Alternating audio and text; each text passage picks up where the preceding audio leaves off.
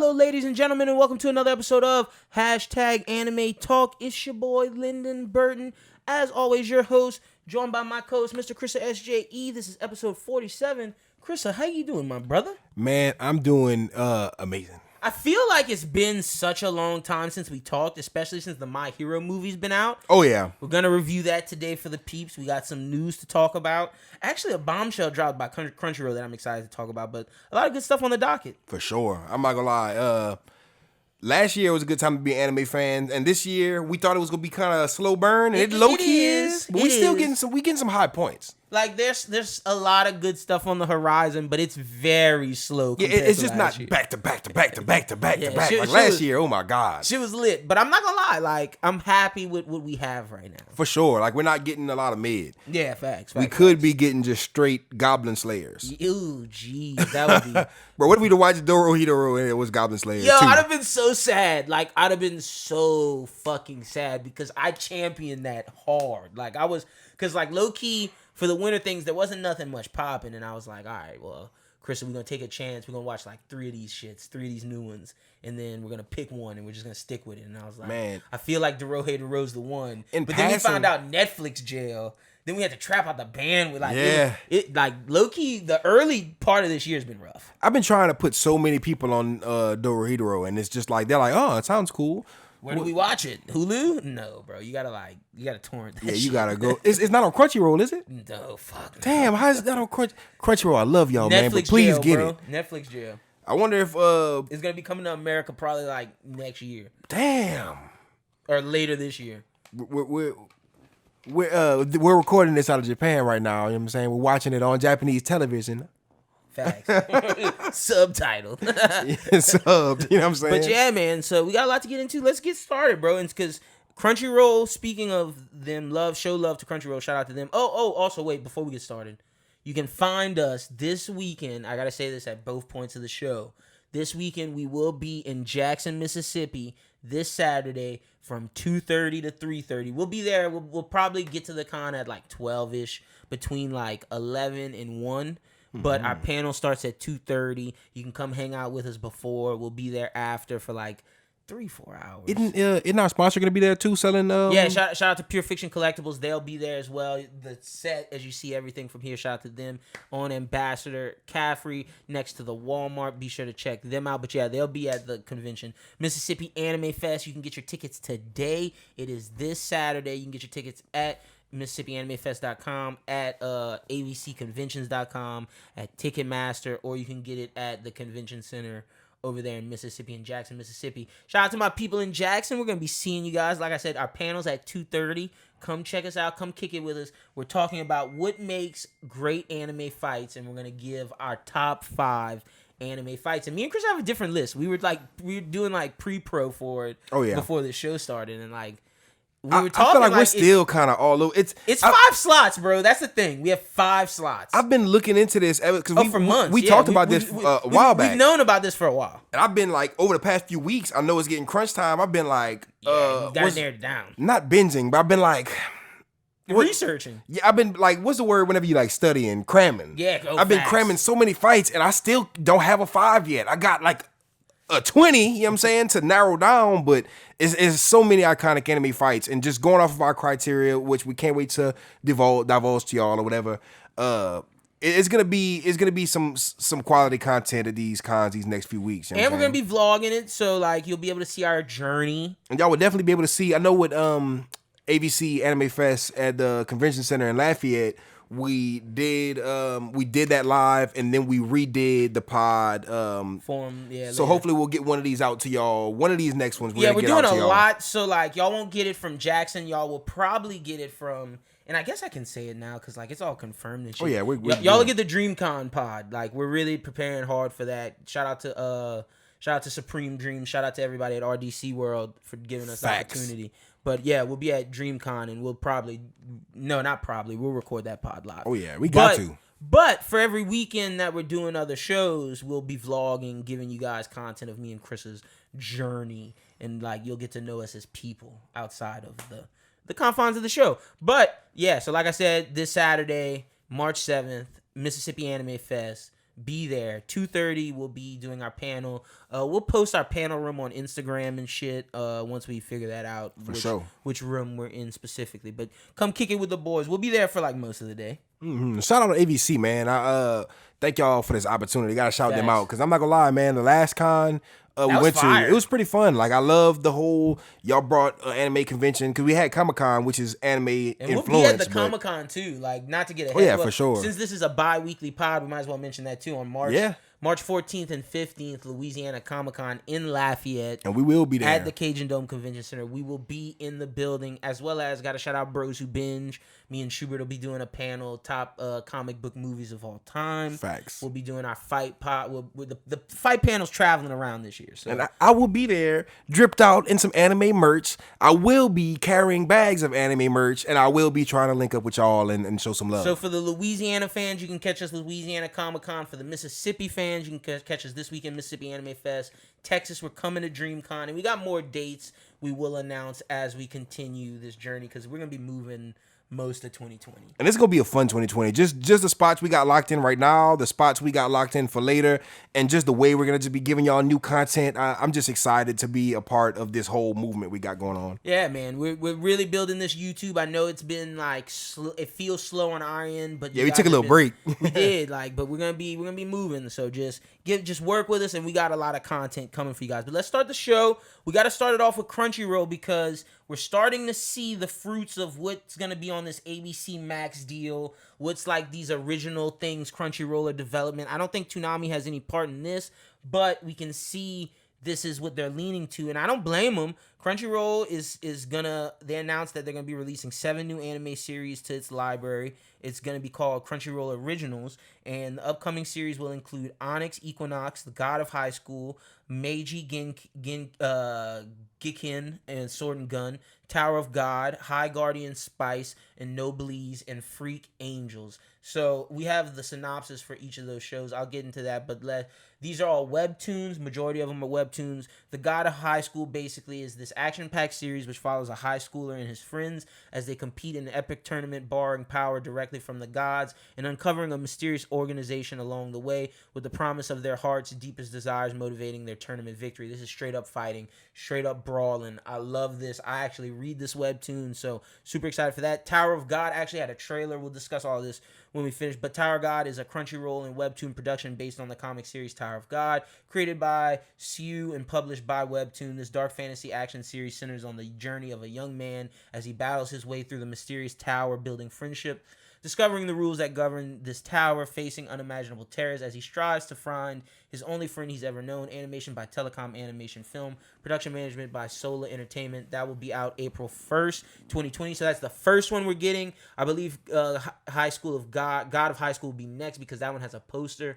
So I think it's going to go Tower of God, God of High School, but definitely Tower of God, April 1st. High Guardian Spice. Four fierce girls trained to be great heroes at High Guardian Academy, where they form allegiances, uncover betrayals, discover their true identity while preparing to protect the world from an ominous unknown threat. Freak Angels. After civilization comes to a sudden crashing in, 12 23-year-old physicists living in the rubble of London must check their wild impulses and discover their angels in order to rebuild a society. Ooh, okay. Meki Ginkin, Sword and Gun. The anime follows an ensemble of a former samurai, Yakuza bodyguard, a spy, a geisha assassin as they try to find their place in the rapidly evolving Meiji era while escaping the sins of their past. Ooh, that sounds really good. Noblesse Awakening. The fantasy follows a powerful vampire noble who is thrown into modern civilization after 825 years of slumber. Dangerous adventures with his new friends await as they uncover a secret organization and uncover his past. Chrissa, out of all these things that I've mentioned, what do you think of the Crunchyroll deal? What do you think of Tower of God? Because you actually saw a longer trailer for that. Mm-hmm. And then what do you think of like the individual shows? You can start us off with the discussion. I don't want to be super, you know what I'm saying? Critical. I don't want to be negative or anything because I love Crunchyroll, you know what I'm saying? I love everything that they're doing. This is honestly super hype in my eyes. I'm honestly excited for what they got coming up. But in particularly, I'm not excited about any show specifically because I'm not really a big Webtoons fan, but seeing all the trailers blended together, they all look pretty cool. They all look pretty exciting. I'm a fair amount of hype for all of them. Like all of them, I'm kind of at an even level of hype. I'm like, I'll watch them, but I'm more excited to see which one I fuck with out of the bag the hardest. Cause I feel like I'm gonna fuck with one more than others, but I don't know which one. So I'm excited to I'm glad they're giving us a bundle. Not saying they're gonna drop them all, they're gonna drop them all at the same time. But watching the trailer for Tower of Gods, it looks really cool. The animation looks cool, but I gotta get a little bit more to decide if I really fuck with it or not, or if I'm gonna, if I like right now, I don't even know if I have. You know how you could watch a trailer and you be like, ooh, I'm gonna fuck with that one. Yeah. Like when I saw Dorohedoro trailer, I was like, I'm gonna fuck with that one. When I saw ID Invaded, I was like, ooh, this gonna be one. But this one is like, I can't really tell. Like whenever I start it, that's gonna tell. So the only one I'm really excited for, the only one that's kind of winning the race of excitement, because like I said, they're all plateaued at the same level of excitement, is God of High School, because I've heard a lot of good things about it. That show's gonna be nuts. And I started trying to read it, but I was saying kind of off air, it's not really my bag as far as I didn't get too far into it. It's more comic booky. I got more, one or two chapters into it before I dropped it, and I was like, I'm gonna let Twitter have this, because I've been seeing people go crazy over it. I'm like, let me see what the hype is about, and I was like, I'll let Twitter have the hype. So seeing it come in an anime form, it's something I'm gonna be more likely to give a try watching it rather than reading it. So. Yeah, man, look, I'm super excited for this because, like, from a business level, I love seeing this happen. Crunchyroll Originals. This gives more freedom to creators who are creating these manga series on these webtoon platforms, showing them that they can get their stuff animated if it's popular enough. So I'm really hyped for that purpose because as these streaming wars increases, it's just good for content creators because now it's like, oh, okay, well, we can sell this to you guys. And, like, if it's popular enough, then these companies have no choice but to fuck with it. Mm-hmm. So, like, on that level, I really fuck with it heavy. On a level of just an anime fan, I think God of High School is going to be the initial favorite. I think Tower of God has potential to be great for people. And just from the synopsis that I've heard for that I just read aloud, I'm really interested in the Meiji Genkin Sword and Gun. That sounds pretty crazy. So, like, I mean, this is gonna be dope. We get more content to check out, and like Crunchyroll really wants this to hit for the HBO Max deal. This will hit for their original stuff they're building, and this will lead to the Toonami originals. And I'm excited as hell for that. I'm proud of Crunchyroll for getting their feet wet with this kind of. Is this their first time doing original content? Yeah, because they are introducing Crunchyroll originals. So I'm proud of them for stepping into the original content game. I also am ecstatic because you kind of just sparked this in my mind. I didn't really look at it in this way, but I'm excited to see them deal with the webtoons comics because at the end of the day, you look at series like Naruto, One Piece, Dragon Ball, the new era, My Hero, Demon Slayer. This is Shonen Jump. This is Shueisha. This is like Japan's best. I'm looking at it like major label artists versus independent artists, and like unsigned artists. You can come from America and get this shit. Like that's what makes me really excited because anime is a Japanese medium. And I've been seeing so much, especially over the past few years, I've been seeing a rise of manhwa, or however you say Korean manga. Yeah. And Chinese. And Chinese manga. I've also been seeing, Radiant. French. Yeah, Radiant's French. Low key, can we give Radiance its props? Because this second season has been fucking incredible. I know we don't review it, but like, my God. And I'm caught up and I'm loving it. I love Radiant. It is amazing. Like, Radiant went from a decent, like we're gonna have to do an end of season review for sure. Like that, it is amazing. Shout out to Sean Gann. Shout out to our boy who voices Doc. Like, loving everything you guys are doing with Radiant right now. But yeah, no, that's my thing. Like the fact that Crunchyroll is doing this is opening because in the 90s, the early 2000s, anime was distinctly a Japanese genre that America and other countries were getting to. Mm-hmm.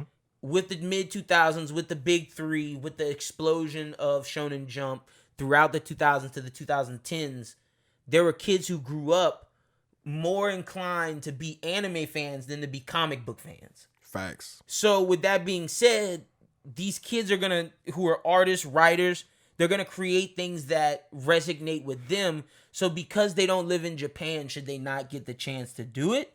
And because since it's not a typical American comic book, should they not get a place to put it? And that's why I love this webtoon thing, because if you promote it well enough, you can get it popular, and then it can become a show eventually. Yeah, and I'm not saying these people don't have big teams involved in the things facts, they put out, but it does seem more like an independent, unsigned, kind of underground version of like a big Shonen Jump, Shonen Gangan theme. And they got gems in the underground in any kind of medium. So I'm more excited to see.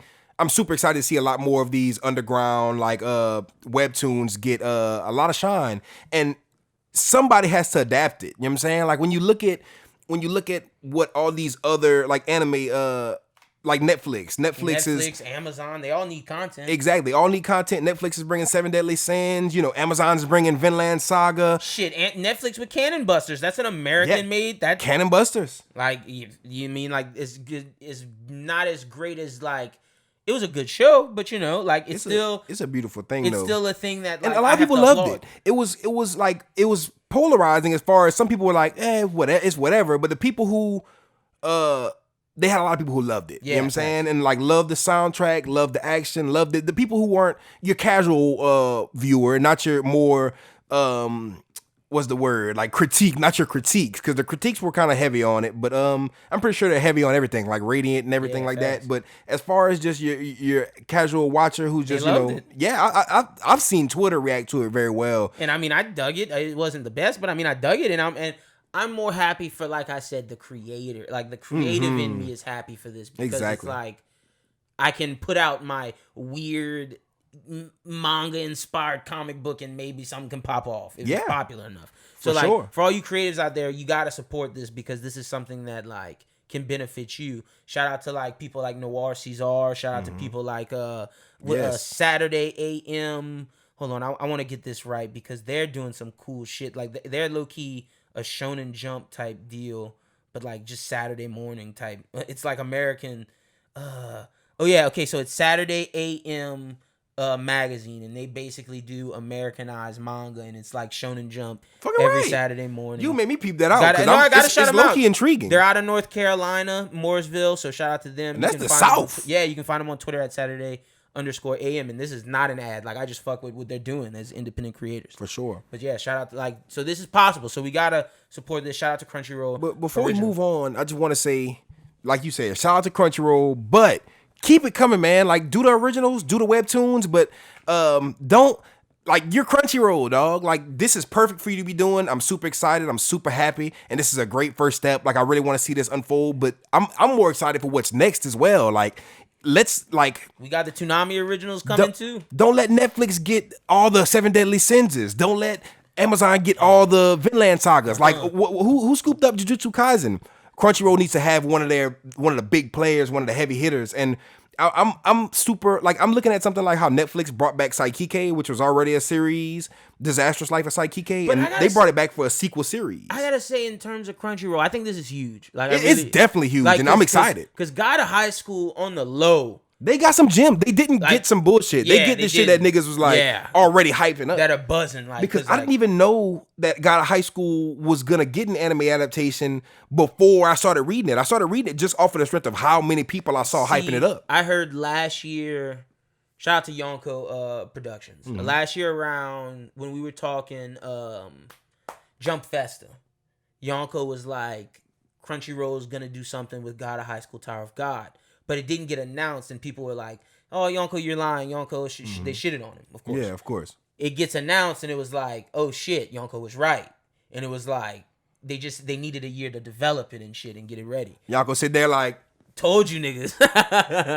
what y'all was saying? Talk that shit now. You know what I'm saying? Yonko's like, "What? I'm a liar." All right. Facts. So nah, man. Like like I said, they didn't pick shit, but you're right in terms of.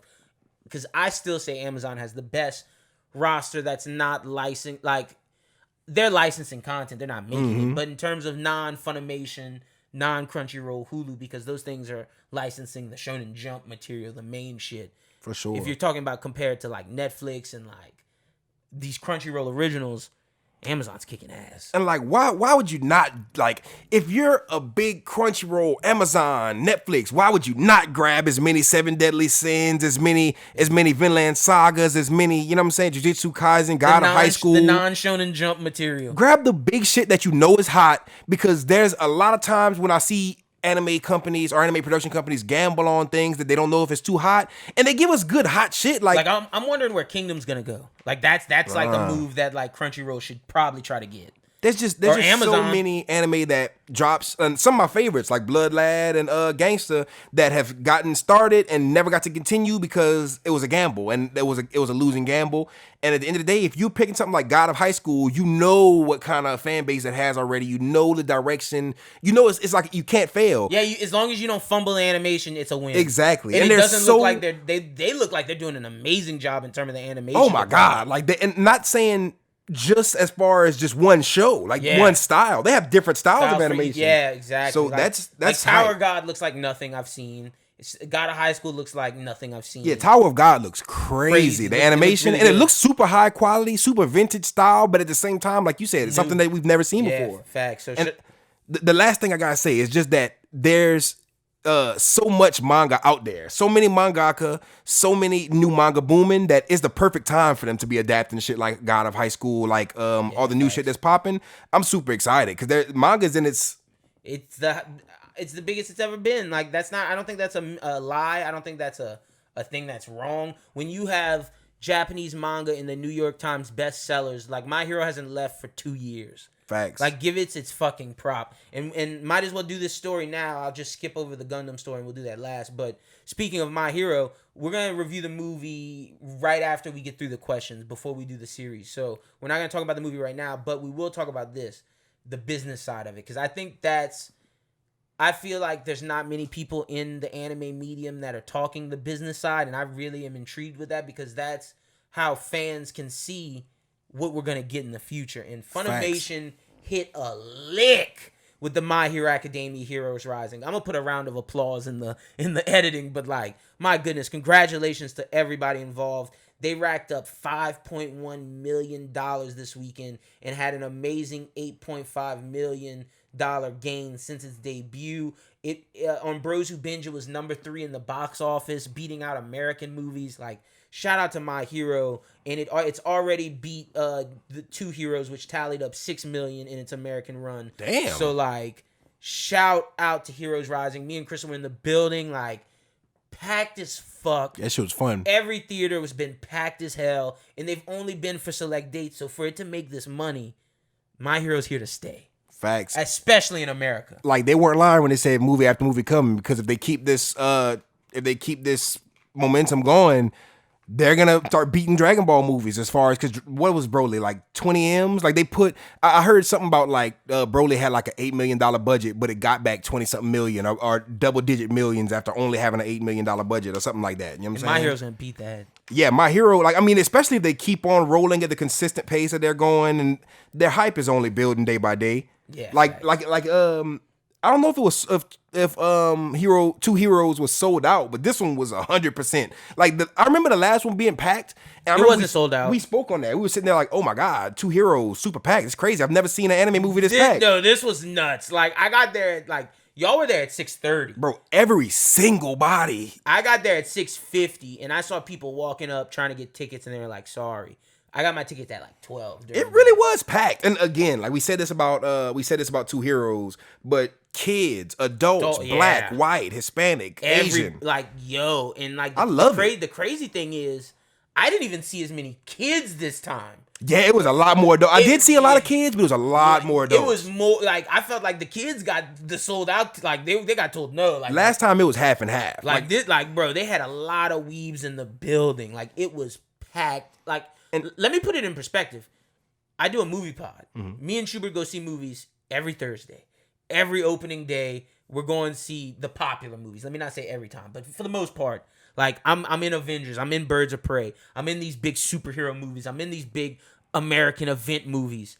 Yo, this thing was as packed as Avengers Infinity War. Like, let's call a fucking spade a spade. Like, this was that packed. I feel like people know they got to show out too, because with anime releases, you're not going to get 3 weeks of this shit being in the fucking theater every day. You got like 2 days, and if them 2 days do good, you might get 2 more days. But like, I feel like people are like, oh, we gotta see this. And the fact that it did those numbers are just gonna give Funimation and Toei and all these studios more carte blanche to make more anime movies. Yeah, keep them coming, man. Keep the release And dates like this too. I said during the movie, because they were showing bullshit like commercials, because they didn't have trailers. It was obvious that they just had to hit play.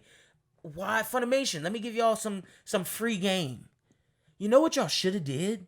Y'all should have dropped the Demon Slayer movie trailer that fucking day in front of the movie. Build hype. Boom. It explodes because Demon Slayer's big in the weeb community, but you got to give My Hero its props because My Hero transcends, in America at least, due to the fact that we're in the superhero bubble. You cannot deny that fact. It's undisputable. I know people don't like to give My Hero its props, but My Hero is the biggest anime in America. One Piece may be the biggest anime in the world, but My Hero is the biggest anime in America, bar none, due to the fact of the superhero revolution that is taking place in America. And with that being said, if you go into the theater with all these kids and all of a sudden you see these demon slayers with swords fighting these people on a train, and you're like, and then they hear whispers in the theater like, oh, this is the next arc of Demon Slayer, you get them to go back and watch it if they missed it, and now your movie gets as much, maybe not the same amount of viewing as My Hero, but you get enough to where it's like, okay, maybe we can do more Demon Slayer movies. For sure. And they got Demon Slayer to sub on the streaming service on Funimation. So you just be in the theater to promote to put out the My Hero movie. You could be, even if you just put out the sub trailer, you know what I'm saying? You could put out the sub trailer for Demon Slayer, the movie, and then just build that anticipation. Like you said, there's a bunch of people who are, and like My Hero does get a lot of hate, but I feel like it's been getting its flowers lately as far as after the overhaul arc. And I feel like it was last year maybe, or before Demon Slayer, My Hero was that it's cool to hate it anime. It's like the popular thing to do to hate it. Now I feel like Demon Slayer is that for anime community. People love Demon Slayer, but they love it so much that it makes this bubble of the fandom that just wants to hate it. That's just like, man, people are loving it too hard. I know it's good, but goddamn it, it's not that good. But the only anime I've seen get that kind of crazy reaction that is so good that motherfuckers just want to hate it so bad because everybody loves it is My Hero. Facts. So if you're doing My Hero and that's like the biggest anime in the West, and you see Demon Slayer get this huge reaction, why not reel in those people who haven't heard of it, who are indifferent on it? 'Cause I know people who are anime fans who keep trying to get me to watch Bleach, who kind of are like, Demon Slayer looks cool, but I don't know if I should watch it. It's like, what? Like, you need to be sold to watch this. Twitter didn't sell you. The trailers didn't sell you. So there's still a corner of the anime fandom that's going to see the My Hero movie that's not really privy to how cold Demon Slayer is. So like, just to add to your point, it's the truth, man. Like, we can't lie to ourselves. Like I said, One Piece is the biggest manga and anime in the world. But when it comes to America, One Piece Stampede was not sold out. No, it was not. Like, let's call a spade a spade. Like, One Piece fans wouldn't watch Stampede in America. One Piece is just starting to get good in the West. Like, that's due to its length, and that's not its fault. It's still it's the last remaining of the old big three. Mm-hmm. But in terms of when My Hero came out, the circumstances around it, the MCU being the biggest thing in America, DC Comics killing, Marvel dominating. You have the renaissance of the superhero. One Punch Man tickled everybody's fancy and then just disappeared. And then all of a sudden there's this Naruto One Piece-esque superhero manga. What's stopping American kids from being like, oh, wait, you know what? Maybe DC and Marvel aren't putting out great animated content. I'm going to give this a shot, and then I'll have my Marvel movies or DC movies, wherever you fall in line. But I'm going to give this a shot. Mm-hmm. And it's the biggest thing in America. Like, go check the New York Times bestseller if you don't agree. Facts. Like, what America really does well is live action. And not saying DC and Marvel, the animated content isn't amazing, but it used to be like better. We got so much source material to where we could have an infinite amount of live action movies, and that's what the American people want. I don't know if there was an animated Batman movie, would it fill up as much as, well, not saying that, because you know what the Spider-Man movie did, but that's exceptional quality. That movie won an Oscar. And that's exceptional quality, though. Like, if they come with that kind of animation quality, or not just animation, but if they come with an animated movie of that tier quality, then everyone they're gonna do is gonna win. But they're just not investing that much into it. They're investing in like a Teen Titans movie and sending it straight to DVD. They're investing in like a Justice League. They put the Teen Titans shit in theaters. Really? Yeah, that shit did numbers. Oh, the Teen Titans Go movie. Yeah, that shit did numbers. I'm trying to think about what's that new one? Is it Justice League? They had some new DC. Young Justice. Young Justice. That's not gonna make theaters. The last thing like that made theaters. Shit, it was probably maybe Batman Beyond Return of the Joker. Was that in theaters? I don't even remember. I couldn't tell you. I don't know if that was in theaters. If not, it was Mask of the Phantasm, which was in the 90s. But like, yeah, no, Teen Titans Go hit a lick in theaters. What I'm getting at is, growing up, there were plenty of animated movies you could go watch in the theater. As an animation fan, you know what I'm saying? As a DC Marvel fan, you can go see all that. But as of right now, anime is that. And I love seeing My Hero do what it's doing. I love seeing Dragon Ball Broly do what it did. Even Stampede, even though, because it's just not gonna be that in the West. But even seeing Stampede, they had a big ass show out to say, facts. and just the fact that we got Stampede in a theater, like, because I look at it as like Lafayette, we don't get nothing. Like when not Broly, when Battle of Gods came out and Revival of F came out, shit, when they did the Cowboy Bebop's movie 25-year anniversary, we had to go out of city. Baton Rouge, and now we're getting it. Now Lafayette theaters are just mainstream theaters like the Grand and just big theaters in everybody's city. They're sitting there. It's literally like, for those people that are outside of our town, it's literally like, you picture, if you live in a San Antonio, Houston, y'all have multiple movie theaters. Facts. In our city, we have 2. And for both of them to have the My Hero movie both sold out, that's huge. And that, to me, just excites me, because we're seeing the Stampedes, we're seeing the Brolys, and which is fair, but the My Hero being just that gateway drug into anime for the new generation. Like, not saying they don't have Toonami, but this is gonna be the new generation's gateway into anime. Facts. It's My Hero 100%. Like, I don't want to see it stop. I don't think that's arguable. Like, oh no. Like, for us, it was Dragon Ball Z. For kids of the early 2000s, it was One Piece, Bleach, Naruto. But for these kids, it is My Hero 150%. And I just look at this as a pointer in the direction of, we're not just gonna be getting the Brolys, the Stampedes, and the My Hero now. Like, hopefully we get the Demon Slayer. Yeah, I think Demon Slayer. Hopefully we get the Lupin movie if it comes in the theaters. Hopefully that'd be. I mean, shit, for anime fans, that'd be amazing. What do they have any other big movies? I don't think so. I mean, shit, Promare had a feature in Lafayette, and okay, it had like a date in that. But I mean, that's independent. Like, that's like a Japanese mainstay. Like, imagine if Naruto came out with another movie, you know what I'm saying? Like, and it was iconic, it was a big theater movie. I love every single anime movie I've seen in the city. It's just such a great feeling. Like, whenever we went to see Two Heroes the other day, they were literally, people were going to see the movie, but they were treating that bitch like it was a convention. Like, people were pulling up cosplaying. Like, you don't know how many Todorokis I seen in there. It was so crazy that the concession stand people, when I got there, they were like, yo, what is this? The girl she asked another girl, she was like, what's this My Hero movie everybody going to see? Like, is it good? Like, should I go see this? And she was like, it's some anime stuff. And she was like, it has to be good. It's been sold every day so far, sold out. Like, if the people in the movie theater are talking about that, like, it just shows the relevance. But I want to ask you, I know we talked about this probably like 2 weeks ago, maybe 3, about the My Hero live action. Did I talk about that with you, or was that on Bros Who Binge? I feel like I didn't even know they had a My Hero live action coming. We might have missed it. Okay, well, peep game. Warner Brothers is gonna make a My Hero live action. Warner Brothers? Either TV show or movie. And they have Naruto working as well. But we're not gonna talk about Naruto because I don't think that'll work. I feel the same way about One Piece. But due to the success of My Hero financially, anime wise, animation wise, I think Warner Brothers knows what it has. I mean, do we have faith in this? Because I know. Okay, but let me pitch it to you. It's just a DC and Marvel movie. You know what Warner Brothers did for me as far as anime wise? About Dragon Ball Evolution. They did that. I don't. If Warner Brothers were behind that, then I'm even pulling back even further. But the only thing I could associate anime and WB, Warner Brothers, is Yu-Gi-Oh, because they were putting that out at one point in time. Then they put out the Yu-Gi-Oh movie. I remember I went to see the Yu-Gi-Oh movie in theaters. I got the Blue Eye Shining Dragon. I'm pretty sure Warner Brothers were behind that because it used to play on WB in the mornings, on Saturday mornings. But the point I'm trying to get at is, like, I wish Funimation would take all that My Hero money they got from the movie. Funimation's a part of it. Oh, that's okay. Well, let people who know anime do that Fox. live action shit. It was Fox.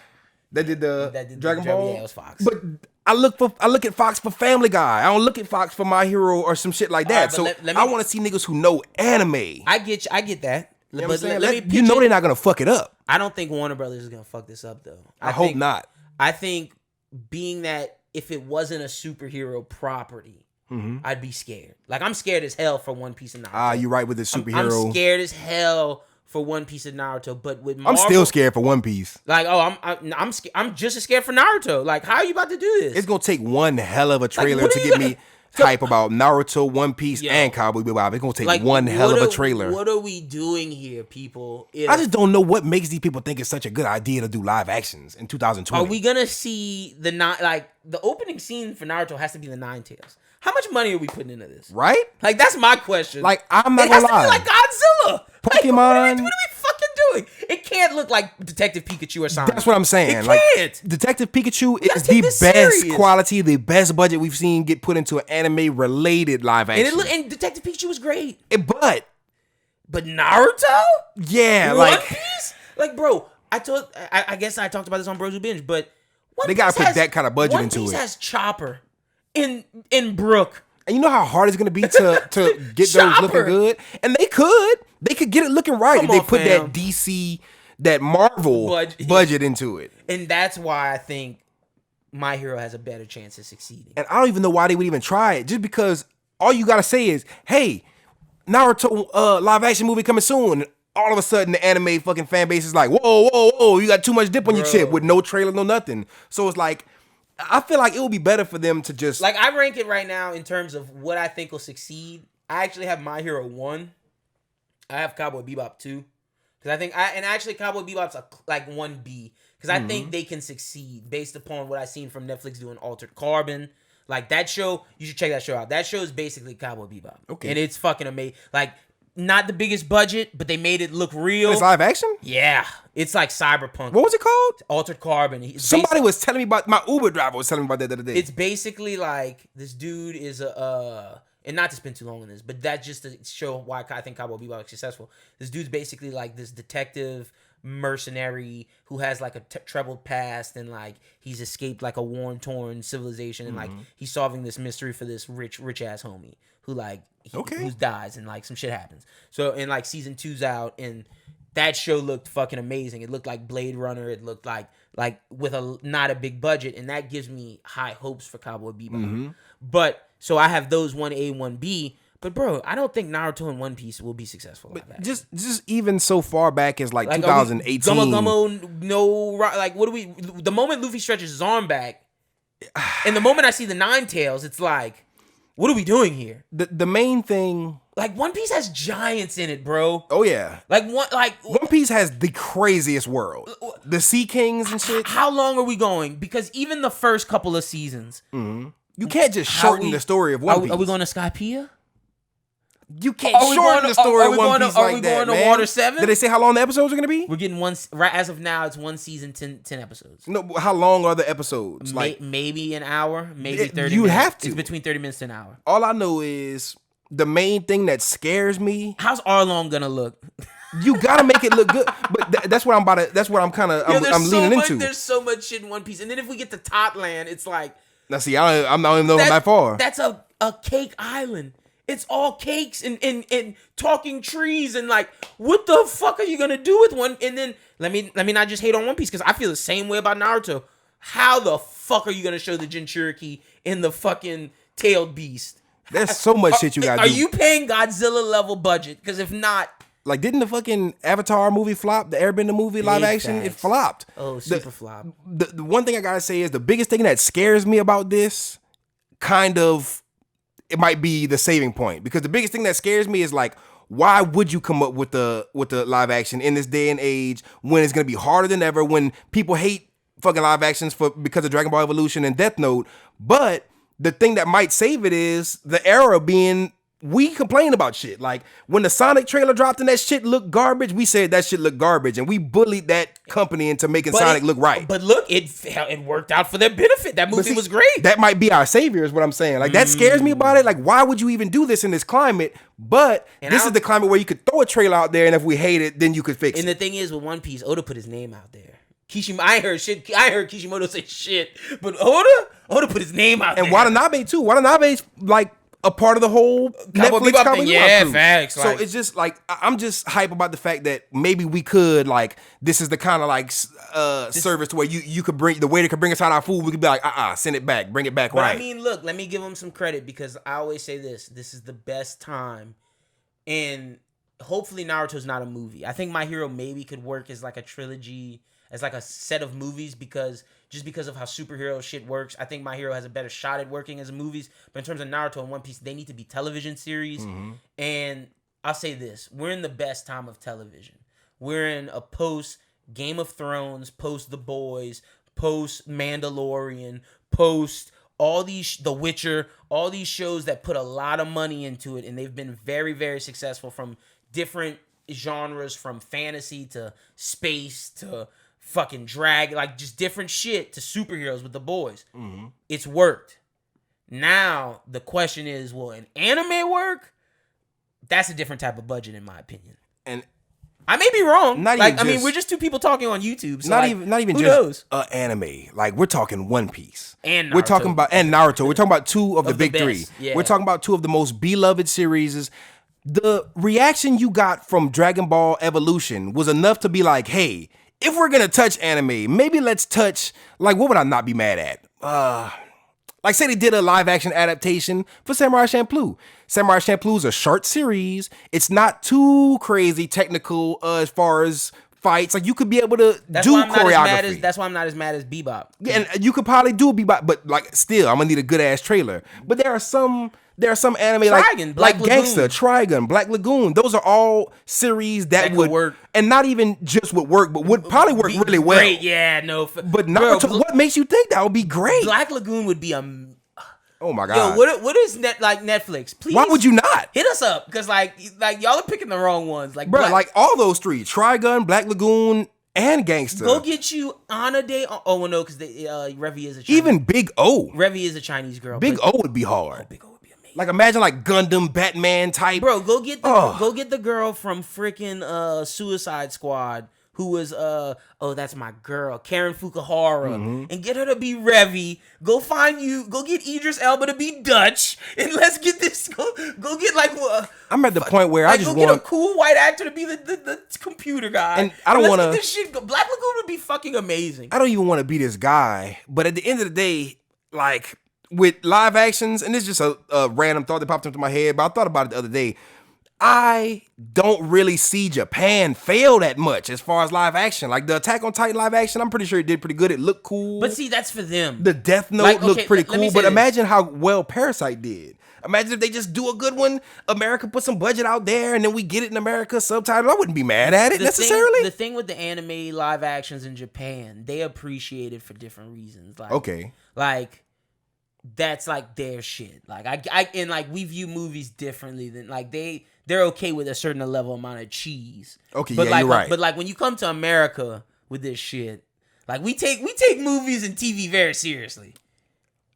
Not saying they don't. But sometimes, like, we take movie and TV series Live action. and then we let that goddamn Death Note live action slip through. That's what scares me so much. Something might slip through, and not saying it's gonna ruin the image of one of my favorite anime because I just might not watch it. Like if the first episode of One Piece is garbage. But again, to the point that we just made, that America doesn't do things like you would think they could do things like Death Note well, but like the thrilling shit they could do well, but the Shinigami shit they didn't understand because that's not our culture. But in terms of like westerns, like Trigun, Bebop, bounty hunter shit, like Black Lagoon, like America needs to stay in its American bag. Facts. Like we can do bounty But that would be hunters. so perfect for them to do, like Black Lagoon, Cowboy Bebop.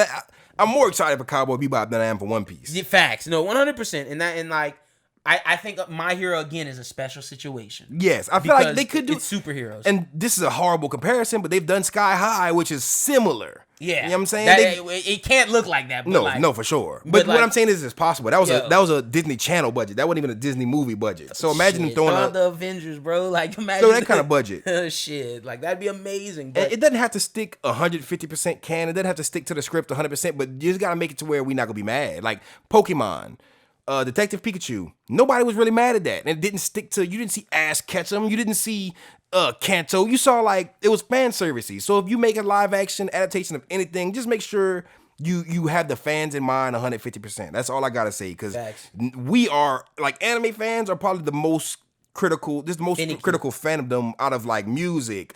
You know, regular movies. Like anime Shit. motherfuckers would roast something. Oh, that's an interesting question because I see a lot of different fandoms. Sports fandoms are terrible. Yeah, you're right. You're right. Sports fandoms is a whole nother bag They're though. terrible. And then like, yo, those Marvel and DC and Star Wars fans are pretty bad. Like, low-key, the Star Wars fans straight up called out one of the actors and like gave her death. Like it was bad, bro. Like anime fans don't really like. Well, shit, nah, they call out mangaka and they be clowning. Like, Bro, they go hard, like, yeah, bro. no, all fandoms are just wild in 2020. But you're right. Let's get to our next topic. I just want to bring that up just because we were talking about the My Hero stuff, and we don't have a lot of news. But next up, we're getting a new Gundam show.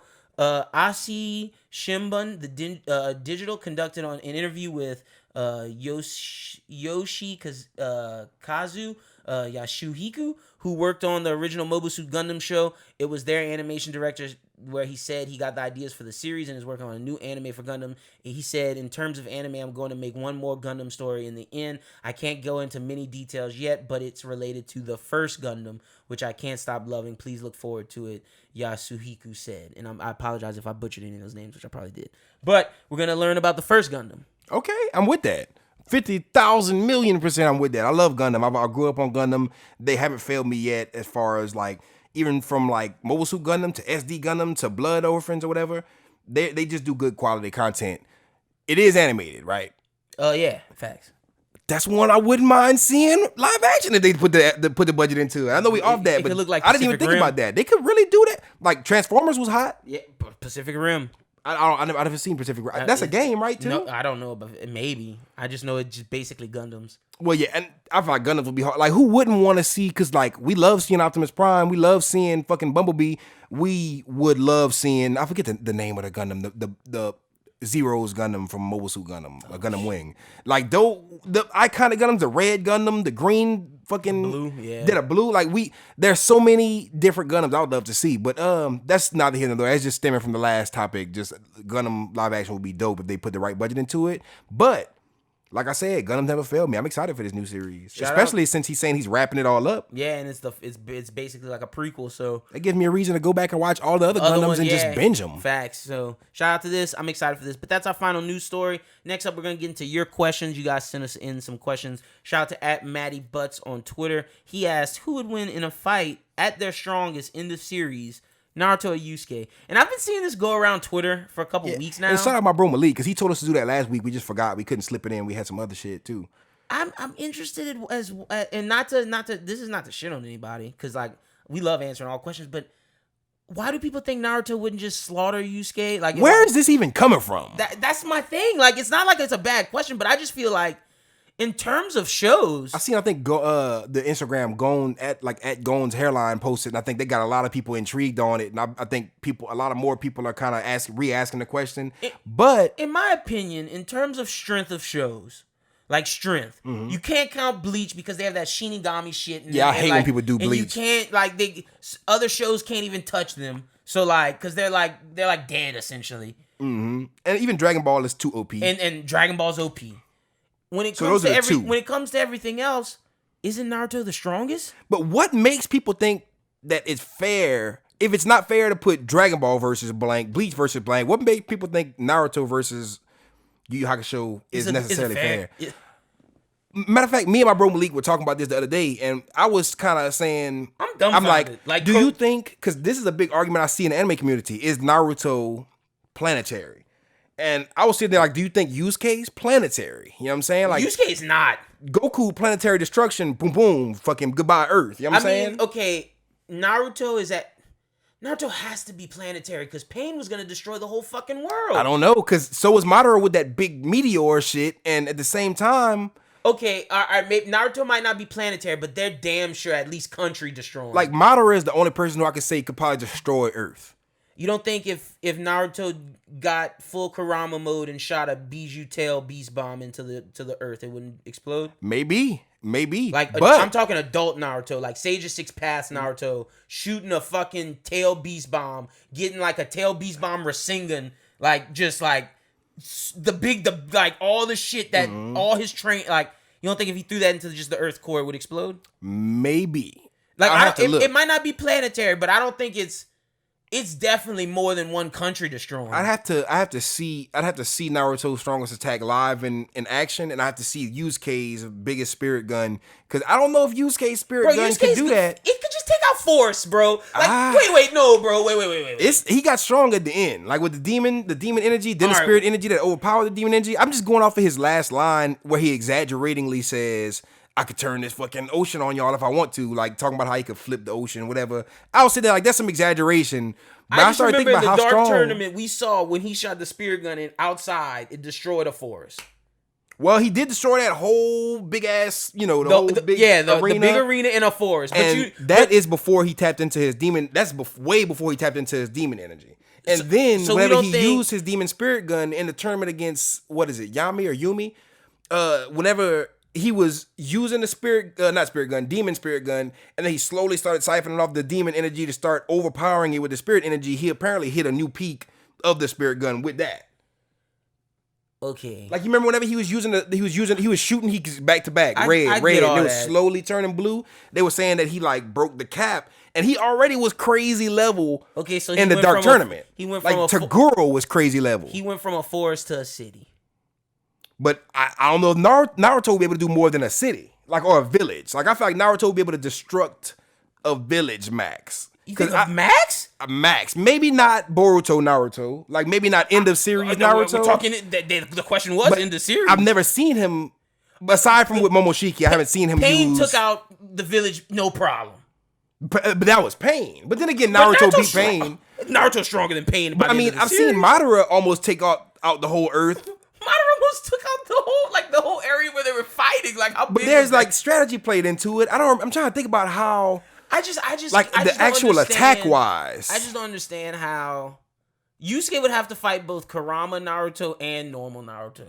Now see, that's a whole nother bag too, because Kurama Naruto is OP, but and Sage's demon mode Yusuke is OP. Sage's 6 past Naruto starts healing himself. You're right. You're definitely right. What are we talking You're about? definitely right. And Rasengan versus Spirit Gun, I feel like that's like Kamehameha versus Kamehameha. You know what I'm saying? So I feel like it would boil down to physical strength. But then wait, it's not just the hand Rasengan. It's Rasen Shuriken. And then it's the Bijou Bomb. Like you're right. Bijou Bomb is like Spirit Bomb. Well, is it Spirit Bomb level? Ooh, now that I don't. I mean, look, I think a Bijou Bomb. Well, Spirit Gun isn't Spirit Bomb level, so a Bijou Bomb should be able to take out at least a city and a half, and that's without the Rasen Shuriken in it too. I don't think there's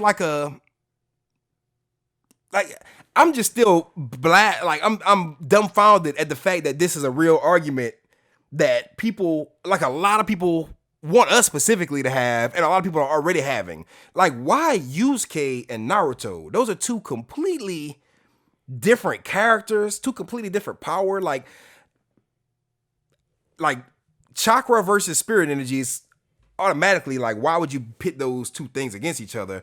But even their fighting styles, you know what I'm saying? I feel like I would want to see Yusuke get to the nitty gritty, and I don't really see Naruto get to that kind of fisticuff style. It's mostly chakra fighting. Okay, well, they said that.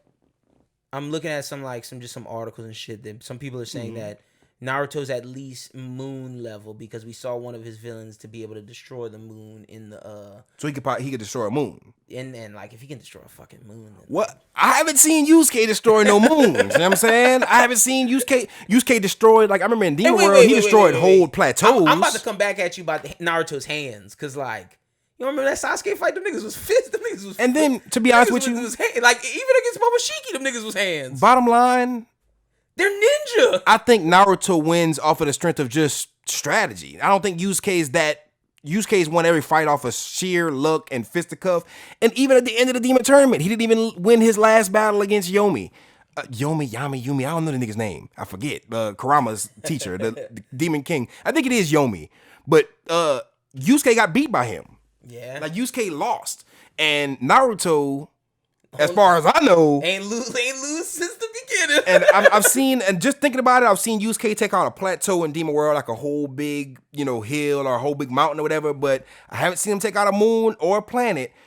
And strategically, I just don't think he got it there. I just don't think he's a street fighter. I don't think he has the level of experience Naruto has. Yusuke has to fight not only Kurama, not only Naruto, but then he got to fight all them toads. Yeah. There's so much more. But I mean, 1v1, he still probably I don't think would win. Like Yusuke, I don't think Yusuke would win. Just with Naruto, with like let's say Naruto just had his like just him and Kurama's chakra. He can't bring the toads out. I still think he loses. Yeah, because Naruto's still at the end of the series the Sage of Six Paths.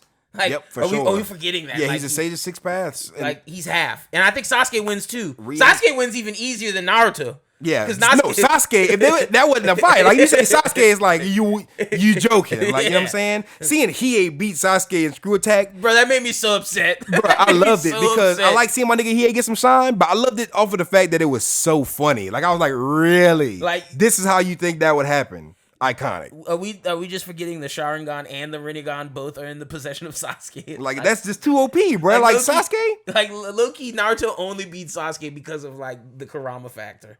And see, that's enough he beat Yusuke. Facts. So I never thought about it like that. Me, I'm sitting there like Yusuke might be planetary in my head, but looking at the actual facts, you haven't seen that nigga blow up no planets. You haven't seen him blow up no moons. You've seen him blow up a mountain, maybe. You've seen him beat somebody through a plateau, maybe. And if you think we're wrong, let us know on Twitter. Like, if you think Yusuke will win, let us know. And if you have any other fights you want us to do, we'll start. You can send them in on the website www.BrosWhoThink.com. Hit us with some good fan servicey fights. We'll love to discuss them. Or you can hit us on Twitter because we're gonna start doing before every episode, putting like question time. We'll give you guys probably like a day in advance to like we'll post it on Sunday nights. Like, ask us questions on Twitter and like we'll let it ride for a night because we got some. We put it relatively close to when we were recording, but we got some good ones. Shout out to Makai Moss. He asked, "What anime are y'all currently watching?" I've been trying to catch up on Black Clover, but I'm very unsuccessful. I've been reading more manga than cause I've honestly. In terms of shows, I've just been watching what we watch to record. Same. Cause that's what we're doing. But in terms of when I have free time, I'm just cause it's easier for me to pummel through some manga. I've been so locked in on just other things. Like when I'm watching anime, I'm not really rewatching anything. And when I'm watching Black Clover, it's hard for me to get into it. I find myself rewatching episodes, rewatching arcs. I'm still mustering around the 40, 50, 60 going back kind of episode marks. I was telling you, me and my girl, we're finally past Marine 4. We're at time skip for One Piece. Rewatching it for me. He might first catch time up watching it by April, ladies and gents. And to be honest with you, I've been playing more games than anything. Bandai dropped, and shout out to Bandai. I give y'all hell because we deserve so much from y'all, and we beg of so much from y'all. But y'all put out some decent content, and when y'all drop these sales, that's when y'all gonna see me buy these games I probably wouldn't buy. Just to get them for the cheap because y'all shit is trash. Like if y'all were to drop Kakarot on the Switch, which is my gaming device of choice, right? I know this isn't Game Talk, this is Anime Talk, but I feel like we could talk games because literally the only games I play are anime games. My boys be like, man, we hop on the Apex. No, that's just not my scene. I'm never gonna download that. Hop on Fortnite. Come on, son, it's free. Even for free, I'm not hopping on Fortnite. Yeah, but Jump Force, as much as I don't want to spend my money on that, I will. My Hero, I'm super excited for One's Justice 2. Like I got that on pre-order right now. I actually I didn't buy the One Punch Man game, but I rented it. It's on the way from GameFly. Shout out to GameFly. I'm not about to drop no big bag on that. I'm probably about to get back because I take my hiatuses from games. I'm not even gonna rent fucking Kakarot. That's just I'm not even playing with when that I get shit. back. I think the two anime games that I'm the most interested in is either Pirate Warriors 4, the new one. And that I've been playing Pirate Warriors 3 to try to refresh myself on earlier One Piece, even though I just rewatched the series with my girl, and to prepare myself for Pirate Warriors 4 and just get used to the gameplay because I've never played Dynasty Warriors, and apparently it's similar gameplay. Like Pirate Warriors is the Dynasty Warriors of One Piece. Like I said, not that big into gaming outside of anime, but it's fun gameplay. Pirate Warriors 4 looks amazing. I just gotta catch up as far as story. Because Pirate Warriors 4 goes to Wano. And that's why I want to get there, like more than anything. So you're gonna see me start reading a lot more manga. I've been reading My Hero. I've been reading a lot of throw it off things. Like I'm 100% caught up with Demon Slayer. Every Sunday I'm reading Demon Slayer and yeah, now that it comes out every Sunday. I'm on it. Yeah, I'm on that and Unluck Undead. I stopped Zip Man. I just haven't been having a passion to read that or Samurai 8. Unluck Undead and Demon Slayer for me. Real, I've been reading Unluck Undead, Samurai 8. Shout out to my guy Christian Hollinger, because I've been reading Boruto. He was like, bro, you gotta check it out. And I'm not gonna lie, I really enjoy it. Like, to be back into the Naruto world, he said it best, that it just feels like, don't watch the anime, but if you read it, it feels like you're just stepping back into the world seamlessly. You never watched the anime, did you? No, it's probably way better being that you don't have that to fog your vision of it up. Yeah, no, the most I watched was the Naruto and Boruto movie, where Momoshiki looks totally different than... Which I hear was good. I mean, it's basically the Momoshiki arc, but he looks completely different in the movie than he does in the manga and the show. I like show Momoshiki better than movie Momoshiki. Facts. So I've been reading Boruto, Samurai 8, Unluck Undead, Spy Family. I'm really a fan of that. And really? I read like a little bit of the first chapter, and I'm like, I'm wait for it to unfold, see what it does. I really enjoy it. Like, it's like some family shit, and they got some action here or there, and like, I think this is the closest thing to slice of life that like that I'm reading that like I really enjoy. It's just a good wholesome story. I've been reading Guardian of the Witch, the new manga that's on there, and Black Clover, because like I'm catching up to all this this Diamond or Spade Society, whichever one. I think it's Spade. And so many people have been telling me to shit. catch up on Black Clover. That's the only reason why I'm going back and kind of restarting where I left off and kind of refreshing myself on things I may have forgot. But, bruh, they say Black Clover is getting wild. Black Clover is pretty good. I'm not gonna lie. I'm really enjoying myself. But, like, of course, I'm reading My Hero in One Piece weekly. Like, yeah, you caught up. Got to.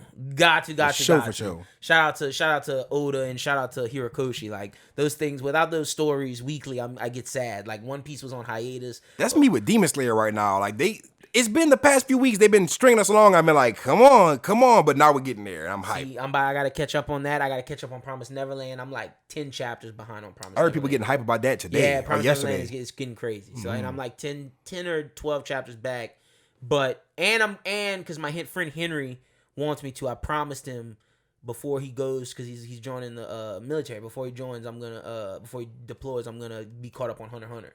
So I'm gonna try to read that this week, because he tells me it's crazy. Yeah, it's getting there. I'm not 100% caught up. But like, I don't want to catch up. Like that. My thing with that is I don't want to catch up and then just have nothing to read. I want to watch it, forever. Man. I want them to bring the anime back. But I'm sorry, Makai. We don't have nothing to tell you we're watching. If you want to know just what I'm watching in general, that's non-anime, Hunters on Amazon. Shit's fire.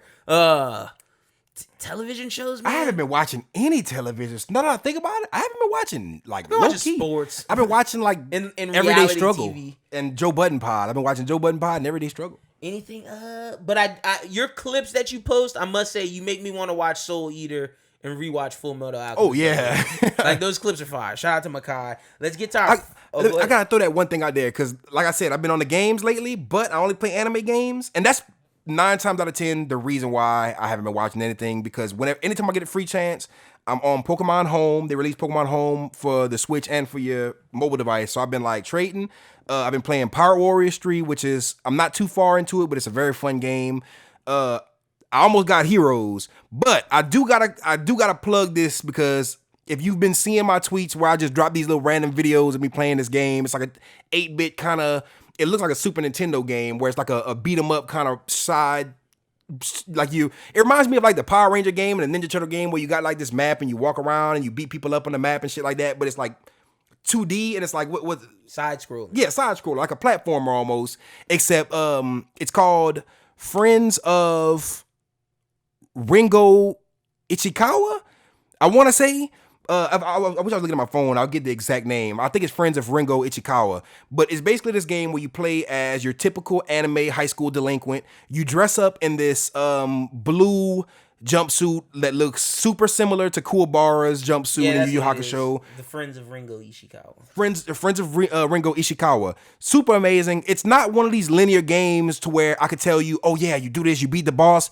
It's one of those games where you kind of gotta kind of dive into it and see if you like it. But all you gotta do is type in Friends of Ringo Ishikawa. Check out the animation style. Really, really retro. The fighting is really fun. It reminds me of Grand Theft Auto. You beat people up, you can rob them afterwards. It sounds very delinquent-esque, but it also has Sims elements to where you can go to school, you can make good grades, you can study. You work on this time schedule to where days start over and you work in like every minute is like an hour on the game, and you could get a job, get fired from your job, get another job, get a girlfriend. It's just crazy action story. The story is what I'm focused on. It seems to have a lot of heart. It's like this high school kid who's just like the bad kid who wants to do good, but at the same time he like doesn't know what he wants to do after high school. He wants to be a part of the Yakuza. He wants to like be a high-ranking member of the Yakuza. But even the Yakuza is like, we'll take thugs, but we're not just taking street thugs. You got to at least be graduated from high school. You got to be smart. We don't want no dumbass thugs riding with us. That's how you get the gang caught. So it's a very interesting story how it plays out, because you play, like I said, you're the blue shirt Kuwabara school, and there's kids with green shirts running around from different schools, red shirts, and these are like different rival gangs. So definitely, if you're into the Switch, it's a cheap game. It's like $15. I would suggest that if you're a fan of, you know, Yu Yu Hakusho style, badass delinquent characters. I know I'm a big fan of like GTO, Great Teacher Onizuka. Oh yeah, something like that. Onizuka. It's been a while since I watched it, but I've always been infatuated with like the delinquent subgenre of anime. So I just had to plug that real quick, just because I feel like it's a slept on gem. 100%. All right, let's get to Haz's question, which I'm really not sure, Haz, if I want to answer this like on the Haz coming with the hot fire question, having it on YouTube. But he asks, what's the most degenerate anime or manga you've watched and read from Harem God Hastic? What's the most degenerate? What are we considering degenerate? Like, is he asking us like hentai? I dabble in the hentai, and I extra dabble in the ecchi. But every ecchi series you could say I watch is degenerate, like low key. I'll say this. I got one that like I read just for like shits and giggles. On Manga Zone, it's called Sports Girl. Like, that's all I'm gonna say. It's like, sounds up my alley. It's super degenerate. I mean, I watch Kaijo, and I watch that shit unironically. I'm like, this is hard. I'm like eating popcorn. My girl's sitting there like, I'm like, man, these girls put their ass into it. You know what I'm saying? They twerk fight. Nigga, this is Dragon Ball Z with ass. So I'm not gonna watch it. But shout out to, you know what I'm saying, Sports Girl. That sounds right up my alley. You know what I'm saying? Oh my gosh. You know what I'm doing when I get home. I'm going on Manga Zone. I'm peeping it out. I was reading some, I can't remember the shit that I was reading recently, but people be posting like panels, and then they drop the link under it. I'm like, let's see what this hitting on. But that's only, yeah, that's only what I'm saying. You're not diving into that? And that's like really bad. If we want to know about the story, we got to deep into it. Yeah, you know gotta what I'm go find it yourself. I'll let y'all know. Go on my Twitter. I will give y'all my review. I be on all this shit. Like the most recent. It's a lot of degenerate high school. I mean, well, not even high school. Like degenerate college. If we talk about like degenerate, and this sounds weird just saying this sentence, but degenerate elementary. When you look at my boy Shin-chan, nothing screams degenerate. Nothing seems like fucking Shin-chan is an ass. I've been like Shin-chan's like I want to say it's beating One Piece for like longest running. I want to say they're in the thousands in Shin-chan. I could be capping, it could be 900s, but it's up there. And I was kind of driving at home to my girl the other day and was like, yeah, because she's like, damn, I can't believe I only started One Piece however long ago and I'm already on episode 500 or something.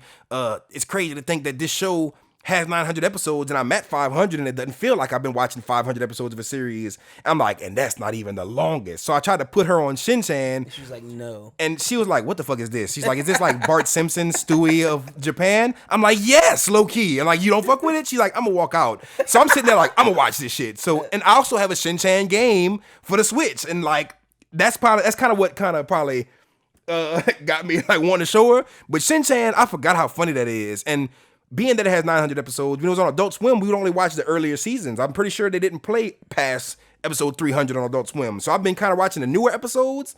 Boy, slice of life comedy, degenerate hot mess. That shit is still hilarious. Like, bro, the little one-liners they drop in that show be killing me, bro. Like, the parents on some, like, it seems like a kid show because it's focused around an elementary school kid, but all the adult humor with the parents, it like matches the funny of the childish fart humor. Real, okay. That shit be killing me. So you fuck with that. You got anything else? Because I like I said, I got my ass head. I can't think of no degenerate shit because I'll be watching like some fucked up shit. But a lot of the shit I'll be watching, it just be like, you ever watch like, there's certain things that you go to, like a One Piece, a Naruto, a Demon Slayer. You know you're going to watch it. You're super invested. But there's these shows to where, like, you know how if you're not into anime, before you ever into anime, whatever the case may be, you know how you just flip through the TV and you'll leave it on something and you'll watch it mindlessly, and you'll be like, damn, you'll watch like the whole marathon and you'll watch the whole series, but you don't really know what you're watching, like you can't remember the title. That's me. I watch so much random shit and read so many random manga that I'll never finish, but anytime I'm like random watching any kind of bag, it's some deplorable shit that nigga. I didn't watch. Was a new one that it got banned and came back. It's something. Oh my god, I'm gonna look it up. It seems super like bestiality-ish, so I never peeped that one out. But it low-key intrigued me just seeing all the YouTubers talk about how crazy it is. As far as they legit put out hentai as regular anime. The shit got pulled, and a different company brought it back, and it's just they push the envelope and they push the boundaries of what ecchi.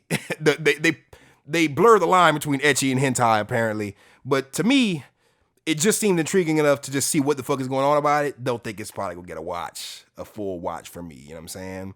But I don't know if I'll get that deplorable. What's the word we was using?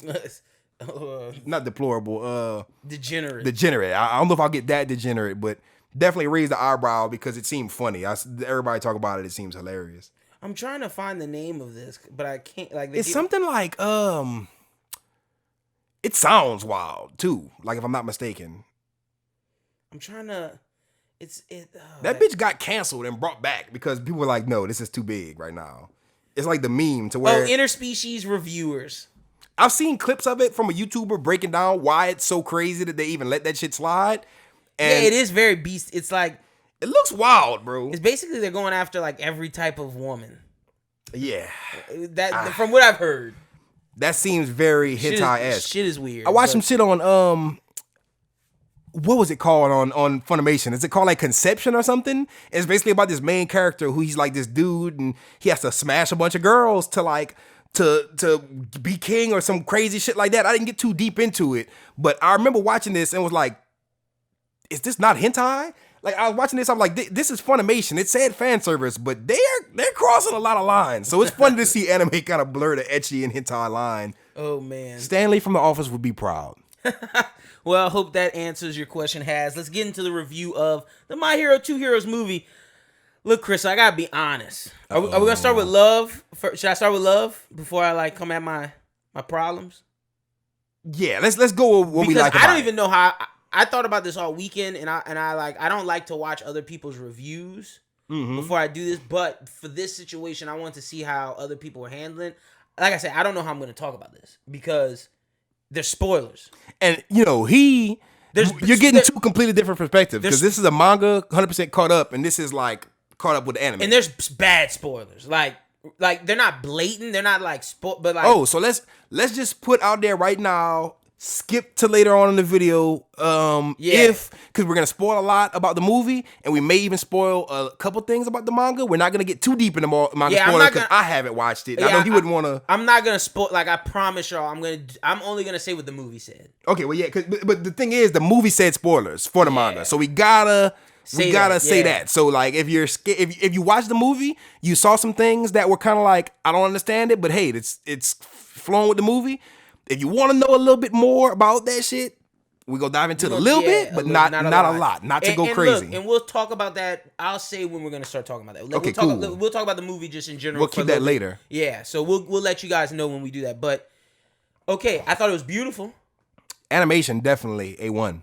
And being that I'm a sub guy, I actually enjoyed the dub for the most part. For the most part, I saw you gave props afterwards. You were like, Deku will always be Deku, but everybody else wasn't bad. I did enjoy that. What else did I enjoy? I like parts of it. I think they did a better job of giving more people shine in this movie, but then other people got nerfed who I don't think should have gotten nerfed. I think the story was interesting. I think the problem with anime movies are you don't have enough time to build out a great villain, so it's very cliche. 9 was simply this dude who wanted to just make a power-hungry world.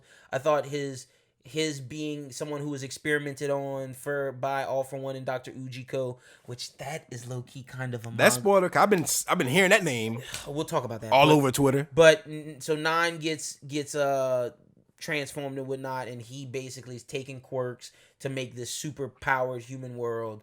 And basically, I think the only cool thing about 9 was his homie, who was the Chimera. Oh yeah, that well, I remember having this talk with my girl because forced her to go watch it with me. You know what I'm saying? I'm like, you gotta come watch this My Hero movie. She's like, I gotta watch My Hero. I'm like, you watched the last movie with me. And she's like, all right. But she was big on, I liked the first movie, but I just hope this villain is better than the last movie. And it wasn't. And she was satisfied. And I was above and beyond. Like, I love the villain, and I love the Chimera. I love the girl with the spike hair, the little red hair. I liked all the villains. He was better than the last one, but in terms of depth, he didn't have a lot of depth. Well, I just say in terms of, like, he was a badass. This motherfucker, he just, when he pulled up, you knew what time it was. Like, from Facts. Every time you saw him, his fit, his technology type shit, his quirks. Yeah, quirks, like, cause plural. He had 9, and I don't think we saw 9. No, we didn't. We saw the Shield 1. We saw the Dragons 2. We saw him being Storm from the X-Men 3. Mm-hmm. And that one could be broken up to many different quirks, but I just assume that's one. We saw him shooting like wind bullets. We saw him. What else did he do? He had the lasers, the finger lasers. Dope. He had, and that's like at 5. So wait, did you say everything you liked, or you still going with what you like? Oh yeah. So other things I'll probably do what I like afterwards, because after you do what you like, I want to see what you didn't like too. Cause I got some shit to chime in before I say what I like. Other things I liked seeing the heroes like having to do normal day stuff, like other side of hero stuff. I didn't think that was bad. I thought that was good to get to know the people. But the story was basically just, they go to the island, they're doing a program. These villains come because they have to capture this kid for his DNA, and so he can get the quirk. They stop the villains. Movie over, essentially. I actually liked one of the little kids. I liked the little boy because I thought Deku did a good job of inspiring him. I liked the whole hero stuff like that. That was so heartwarming. Yeah, amazing. same. I dug that, but I think that's where I'm at with everything. And I dug the end fights. I dug the Bakugo Deku 9 fights. The first one where they got fucked up, I liked it a lot. Mm-hmm. I like the ending one too. But I like just the fights themselves. I don't like what surrounds the fight. This is one of my main negatives, and it's not something I want to harp on. Get to your likes first, because I got a lot of negatives. Well, I feel like I got a lot of likes. I feel, because it was just so, like, a lot of my likes are the same as your likes too. Like seeing the kids, just the whole class deal with just. I like the fact that they were on the island and they were the heroes there. Yeah. They're students still, but they were sitting. The heroes are overstaffed. I like the intro to the movie, seeing that the heroes got a lot on their plate with these niggas, and at the same time, the guys that are having the heroes super occupied to where the kids have to go be heroes are the same guys that are going fuck with the heroes. So it's a beautiful thing. You know what I'm saying? Or like the kid heroes. They're going rain on the kids' parades. No help. So while the heroes leave the island unmanned to try to find these guys and capture these guys pull up to the island. So I thought that was amazing, and I thought the kids reacting to it was amazing. Getting their ass whooped was very realistic. You don't expect them to handle, because you saw these guys giving these pro heroes that work at the beginning of the movie. So seeing the kids get beat made a lot of sense. You know what I'm saying? The Chimera, easily one of my favorite villains. Seeing him bully the hell out of Todoroki and the gang was bittersweet, because I want to see my boy Todoroki catch a W every time, because he's one of my favorite characters, and he's like my Garo. Kind of got nerfed. Yeah, Todoroki's not. He got nerfed. Todoroki's not shining as much as I want him to shine, and that's heartbreaking. Even the whole thing, like, didn't Endeavor pull up at the end of the episode? Yeah, to hug him. I like seeing it, but if that's gonna be his joke for the rest of the series, because that happened at the end of the license thing, he kind of... And see, that's kind of a fucking spoiler. Well... No, that is. I'm not even bullshitting, that is. Because... And I'm not gonna say anything, we're not gonna talk about that now, but that is. It's not a running joke, but I get why they put that in there. I feel like they're trying to nerf my boy Todoroki slowly but surely. You don't have that problem in the manga. You're not gonna have any qualms about Todoroki. Okay, good. So he's gonna boot up again. Right. I just don't want to see Todoroki get his arc, then Kirishima get his arc, then no more. Because you know what I'm saying? Because I'm gonna say this before we get into the spoiler thing. I'm not gonna spoil anything, but I'm gonna say, in terms of, we saw him in the movie, he flashed back to Endeavor saying something about how to control his power, but he was like, I'm gonna do it for the ice. Yes. And we'll talk more about that later in the spoilers. And that was hard. Yeah, that was badass. And now that you say that, that's one of those things. I didn't even catch that. But now that I look at it, I'm like, wait. I didn't see him say that. And I just thought it was just some random shit they just threw in there to like plot armor. But I did like that as far as because you know he doesn't want to use the fire. I liked him use that ice and just make his temperature as low as it possibly could be. I love the whole fight with him and the Chimera because the Chimera was really beating their ass, bro. Like he was getting in everybody's ass. He was handing out a dispensary of smoke. And I love to see that. I love to see Todoroki get beat, then come back and be like, I'm not giving up. I love that fight. I love the fight with the girl with the crazy Yeah, I did like the Tokiomi fight. I love the Tokiomi fight. Tokiomi booted up. Yeah, he did. Pink Girl booted up. Yeah, a little bit. She did a thing. But Tokiomi, I feel like that's my brother Fade. That's his favorite character. He gets nerfed a lot. And I understand why he's Fade's favorite character because he's badass. But like you said, he gets nerfed a lot. We've never seen him really get to show his ass. I feel like this is the closest thing we've gotten so far. So I love seeing that. At least since when he berserked on him in the forest for the training arc. Oh yeah, you're right about that. I forgot about that too. Yeah. But you don't really see that come out of him too often, and he's just this top tier character. To me, he's one of the most promising in the class. In class 1. If we're wasn't being he honest, one of the first one to get scooped up by a pro hero? Yeah, he's. I don't know if this is even a spoiler. No, because they said it whenever Kirishima went with Fat Gum. He was the first one. Yeah, he went with Hawks. Yeah, he went with Hawks.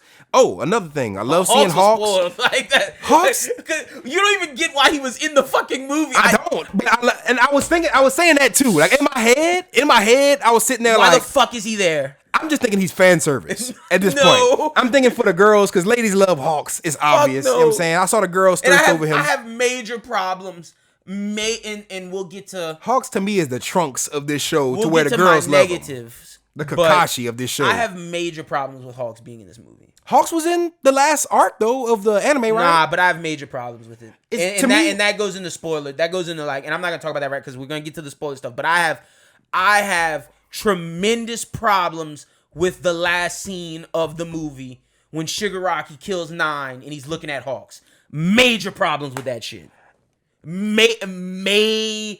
And you won't understand why. And this is why I said I wish this movie maybe got released between season 5 and season 6 because it'd make more sense. I just know seeing Hawks in the season 4. I'm not saying seeing him in the movie, but seeing him in season 4. Even then, I saw him around, and you see him, but I don't really know. You don't know him. I don't really know much about him besides he looks cool. He's Hawks. That's all I know. He's like a super good pro hero or whatever. But seeing him in the movie, I'm just thinking he's just that character that's there. I don't know why, but he's dope. It was dope seeing him. He's growing to be one of my favorite characters just off of the strength of I love his voice actor. I love his little attitude. And he seems pretty cool, even though I haven't really seen him do much. He just seems like a really cool character. Like, he seems like a Kakashi type character. To me, Eraserhead is supposed to be the Kakashi, but he doesn't seem as badass as Kakashi. Hawks seems like a badass to me. Like, when I look at Hawks, it just screams like, you know what I'm saying? Like a cool pro hero. I can't even comment on that. No comment. No comment on my bro Lynden. No comment. But what else did I love about it? Oh, did I say? Oh, we didn't get to the negative, but I love the fight.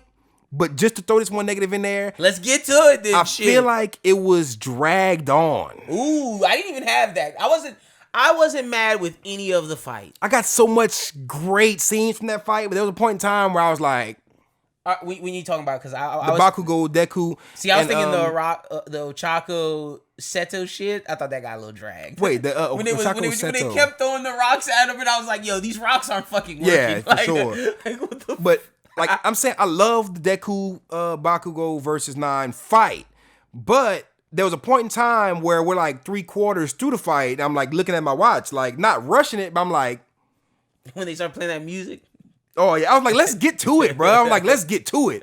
Like these niggas kept booting up, and then like, are they gonna do it? Are they gonna do it? Oh, they gonna do it? He keeps whooping their ass. Did you know? Did you know about the twist of the movie before you went in? What twist? Just the ending, the twist. No, I knew about that. Let me tell you how good of a friend I am. I knew about that ending in November. Wait, the actual ending, as far as spoiler alert. Deku yes. giving Bakugo. I knew about that since November. What? the movie's been out. Yeah. Okay. When it got out in Japan. Oh, I've been ducking spoilers left and right. I forgot to saw it on Twitter because people were like, "Wait, what's about to happen in this movie?" And I was like, "Is this true?" I didn't know if it was true or not. And I was waiting the whole time in the movie, like, when's this gonna happen? When's this gonna happen? When's this gonna happen? And when it happened, I was like, I told myself, I was like, I'm gonna wait to see it happen for myself to see how I feel about it. I did not like that at all. I loved it up until the retcon, up until the end. So you wanted him to keep it? Yes. Oh, I was hyped. And then no more Deku? No, not that. I was thinking there was a way to where they would both have it. I mean, I don't know. I didn't even think he would give it to him. You know what I'm saying? All right, well, let me just say this. Now, the way it ended was worse to me. Like, he doesn't get it. Like, from this point onward, we got to talk about everything that happened in the movie. So we're gonna be spoiling for sure. I gotta talk some manga stuff. I gotta talk some theory stuff. I do gotta say I love because we're about to get into the negatives for sure. But as far as Deku transferring his quirk, you like that? I thought it was very fun. And then whenever he was like, Bakugo, the type of nigga Bakugo is. Whenever they're like, hey, Bakugo, we're about to go to the beach. And he's like, nah, I'm going to chill over here. You know what I'm saying? Like, dude, you got to do some kind of work. And you know how they were keeping him locked in? He's just that kind of character that's always going against the grain. Even, we'll talk about that later, but he's just always that character that's like, no, not doing this. I do what the fuck I want. So as soon as Deku's like, hey, you want one fall or all for one or whatever? He was like, so there's no hesitation. That's the first time I've ever seen Bakugo not have no hesitation. He's like, nigga, I've been waiting for this since day one. You want to know why I have problems with it? And now I'm just letting you guys know. Y'all can please skip to the Dorohedoro review, which will be right after this. Maybe give us 5 minutes? Give us 5 to 10. We might get carried away. We might get carried away. Facts. Because we're gonna be reviewing My Hero right before. Because you right after Dorohedoro. Facts. So, but my problem with it, whose story is this? First thing we see, this is the story of Izuku Midori becoming the greatest hero. How the fuck does he become the greatest hero if he doesn't have his quirk anymore? Problem number 1. Problem number 2, the retcon of it. We just watched all of this for y'all to just say, yeah, it doesn't really matter. So does that go back to movies not mattering? Bro, he did that shit so smooth. At the end, they were like, oh yeah. But nah, let's just... It was fucked up because it was like, yeah, All Might's like, yeah, I don't know how this happened. Bakugo forgot. He wasn't conscious enough for it to take place. And they just accepted it. What do you mean it wasn't conscious enough? The nigga had a whole fight once it happened. How did he manage full calling so fast? That's a whole he broke his arm, but how was he just Deku couldn't do full calling for a whole 2 years? Damn, I didn't even think about that. You're right. I didn't even think about that. I have major problems with all of this. All of this. Another thing. Let me get into the theories of why this may work. This isn't spoiler because it's a theory. We don't know if this is going to happen. But this does go into spoilery shit because they spoiled some shit. They showed the vestiges. And see, I don't know who that even is. The previous users of One for All. Okay. And they talked about potentially Deku having 6 quirks. And I definitely noticed that. And I looked at you in the movie. But the thing is, I've gotten spoiled from Twitter that I don't know much about it, but 6 quirks is a thing that was big whenever it was announced or whenever it was in the manga. Twitter did not have no mercy for niggas who don't read the manga whenever it was announced that Deku has or potentially has 6 quirks, because I don't know the 6 quirks. I don't know. You know what I'm saying? But this movie confirmed that, you remember whenever they was like, Bakugo died and they was like pushing that narrative on Twitter as a joke for the people who don't read the manga? The 6 fucking quirks thing could have been a joke until in the movie you see these 6 before they even say anything about the quirks. You see the 6 characters and I'm like... The thing that fucked me up was that they showed them. Like, we just got the viewing of who those people are in the manga. They were kind of like, no, they showed them. They showed their faces. Yeah, they showed their faces. At first it was like figures, black figures, silhouettes. Yeah, and that's what I hope they would have kept it as. But then all of a sudden we see, just like the manga, the 2 in the back, which are the 2nd and the 3rd, blacked out silhouette because we don't need to know who they are. We see All Might as like a yellow energy because he's alive. We see Nana, who's All Might's master. I'm not gonna say the name of the homie or I'm not gonna, because I think that's too spoilery. But we see clear faces for the 6th, the 5th, the 4th, and the 1st. They showed it. But see, the thing is, me, watching But it, I that's didn't another get thing. any. You I didn't wouldn't take know. anything from it. Yeah, you can. But I can see how that would. I was in the theaters like, what the fuck? Yeah, I can see how that would kind of And like, granted, to I'm you. caught up, and I guess they thought people who caught up like, here's this little Easter egg for you, but it's like, I feel bad for y'all. But that's the thing. I don't think too many people notice. Like, we were blessed, and I wanted to say this earlier when we were talking about how packed how packed the theater was. But I've seen a lot of people on Twitter complain about how there were a bunch of kids. Like, I saw people posting clips of like people cheering at random moments. It's like, oh my God, these kids are going crazy. I'm so glad we watched it in a room full of majority adults, and there were a couple kids. But at the end of the day, My Hero can be ingested for adults, but it's a shonen. It's meant for like teens, young adults. So I could see that going over all the little niggas' heads. Like, all the kids, I could just see. But even me, it didn't 100% go over my head because I was privy to certain spoilers before. But even then, like, I didn't know exactly the six, what they represented. I just knew that has something to do with those 6 quirks. 6 motherfuckers, 6 quirks, something.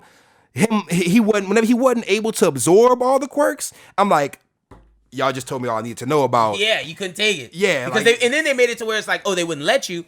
And then when they show, in the context of them showing those 6 characters, I'm like, yeah, it did spoil it. I'm not gonna lie. Facts. But I feel like it teased the spoiler. Yeah, facts. And like, then, it's basically like, you know how we get the fucking let me give you my we theory. get the Goku Ultra Instinct poster where he was like silver haired Ultra Instinct, but then they start teasing regular Ultra Instinct in the show. And before the Tournament of Power even started, you saw Ultra Instinct Goku, so you know he's gonna hit it, but you think he's gonna hit it when he hits the Kefla, and he doesn't, and then he hits it at the end. So I feel like this is one of them things that where like, we're gonna tease this big thing to you and be like, oh yeah, this happens, but then they're gonna slowly bring us out how. And also, another reason why I think it's interesting, and I didn't like it, because I need this to be explained to me in the manga before I can accept it. But this is a theory among a lot of YouTubers. I don't necessarily subscribe to this. This isn't a spoiler because, again, it's a theory. But if you go back and watch that movie and you look at the vestiges that are silhouetted, the second user looks mighty like what an adult Bakugo would. And thus being why Deku was able to give the power back, because Bakugo gets it, but just not now. So that's a theory. That's a theory. I've seen some kind of theory about that on Twitter, but but I didn't pay too much attention to it. That's not a spoiler or anything. That's a theory. I be trying my best to avoid it, but I do see certain things on Twitter. I just try not to read too deep into the context of them. But that... If you look at the silhouette of the human being who's the second, it looks mighty like him. But I'm gonna wait till I'm caught up with the manga. Let me say this. We thought Muscular was related to Bakugo due to his looks. For sure. And we were proven wrong with that. Mm-hmm. That this just may be art style, may be similar. You never know. Because it's just weird that why would... I'm just confused because I don't think Horikoshi does anything without a purpose. He said that he had an idea for something like this to be part of like the ending of the show. Mm-hmm. So if this was something that Bakugo and Deku fight together one for all,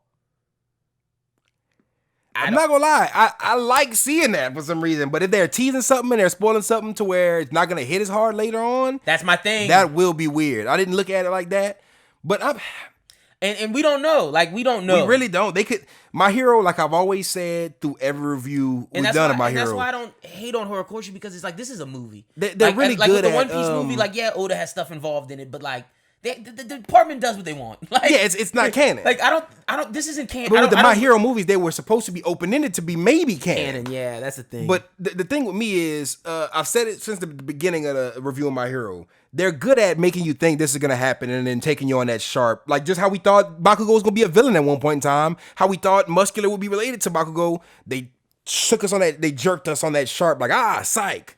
I felt like this is either foreshadowing for us to maybe be like, do we accept Bakugo with One for All? Mm-hmm. Not that he'll be, because like I said, this is Deku's story. Deku's gonna maintain One for All till the end of till he's the greatest hero. Mm-hmm. But will we accept somehow with Aries' quirk maybe being a rewind quirk, maybe her getting powers of it? Not only can she rewind cells, maybe she can send people back in time. Mm-hmm. Maybe Bakugo goes back in time and is the second user of One for All. See, I have no clue. And that's something we can't talk about, and that's why I'm upset at this movie, because if this movie would have came out season 5 through 6, then everybody would be in on this conversation, and more people would have a lot more to say. But I get it, but I get why they did it, because they did it to make y'all manga readers go like, what the fuck? And it made it so because we didn't notice. There's a lot of what the fuck, like the Todoroki shit that we talked about. That's the next arc. Well, see, they did that for y'all, but they did say that this movie was gonna be after because with the Hawk shit. Yeah, they did say it takes place between. I guess they just expected niggas to be manga readers. It takes place between Villain Academia and the pro hero training. So of course it's gonna have spoilers as much as that, but I didn't expect to have spoilers beyond that. Like they talked about they should not have talked about Dr. Ujiko. And that's fairly recent in the manga, right? That's like starts at Villain Academia and it's continuing till we right now. Yeah, so I don't expect that. Like they could have held the movie until why was the after. League of Villains in that trash ass looking apartment? That's the start of Villain Academia. Another spoiler.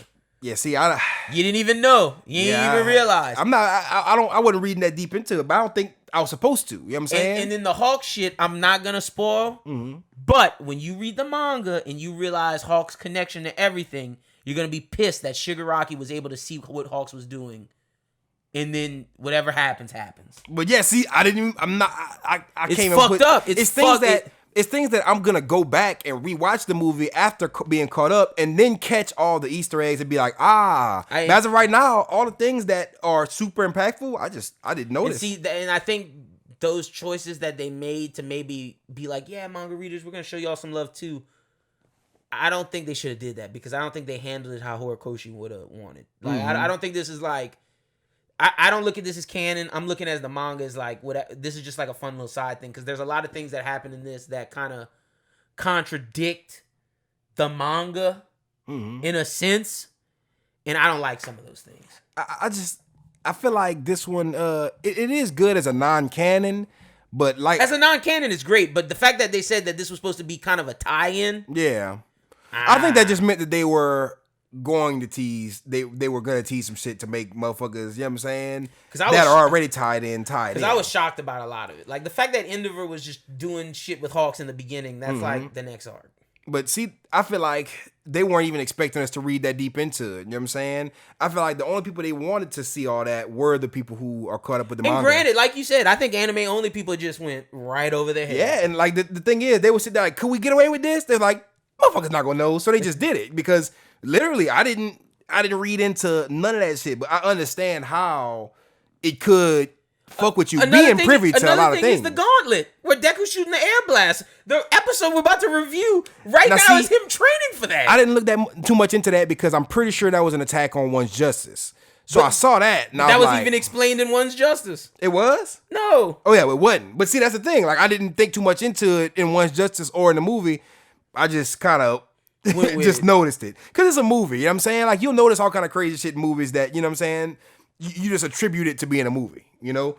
Like whenever you watch, I remember whenever they first started putting, and this is stupid, but I remember they first started putting like Tracy in the Pokemon 2000 movie. I'm like, where the fuck is Brock? But I just went with it. Cause I'm like, okay, because that was before they started having different partners. But I'm like, okay, there's no more Brock. There's Tracy.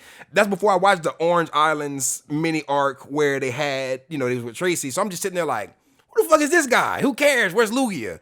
So I feel like that's the kind of effect it had on the audience that didn't read the manga. They were just sitting there like, what are all those 6 motherfuckers? Shit, cool. Why? Deku got more than one quirk? Oh, that's wild. Like, they're thinking this is movie exclusive.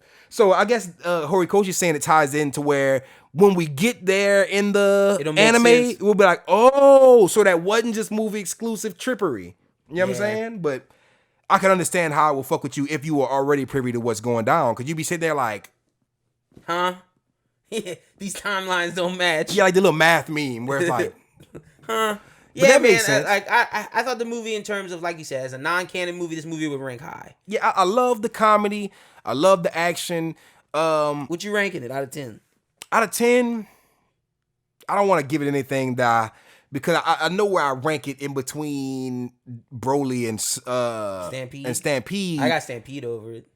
I got Stampede over it, and I got moments of Broly over it, but I think it's a little bit better than Broly. I think it edges Broly out just by a little bit, because with me, Broly was, and I always say this about Tournament of Power. Tournament of Power wasn't a great fucking arc. It was a garbage arc, but it was a great tournament. So I remember watching the finale of the Tournament of Power with Goku versus Jiren with Kodope and them.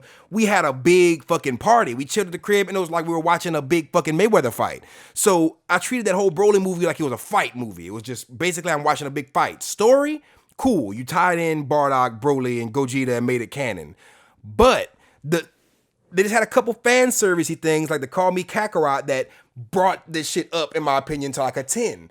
What I will say is My Hero didn't have that fan service catchy moment like the Call Me Kakarot made people flip over tables in the theater. The fan service was for the people who vote Bakugo as their favorite character. Yes, but at the end of the day, we didn't have. I feel like we didn't have a crazy moment to make me flip a table. Like there was a few moments in Stampede, moments in Broly that I was like, crazy.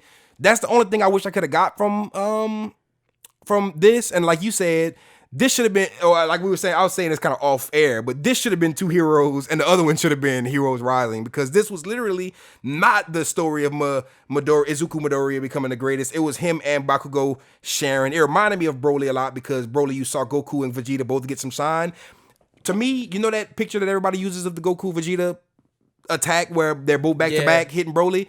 All those promo visuals of Bakugo and Deku standing there with the fucking full cowling, I'm sitting there like, oh shit, because I remember whenever I saw the trailer, I was like, how's Bakugo doing that? How is Deku? Did these niggas go Super Saiyan?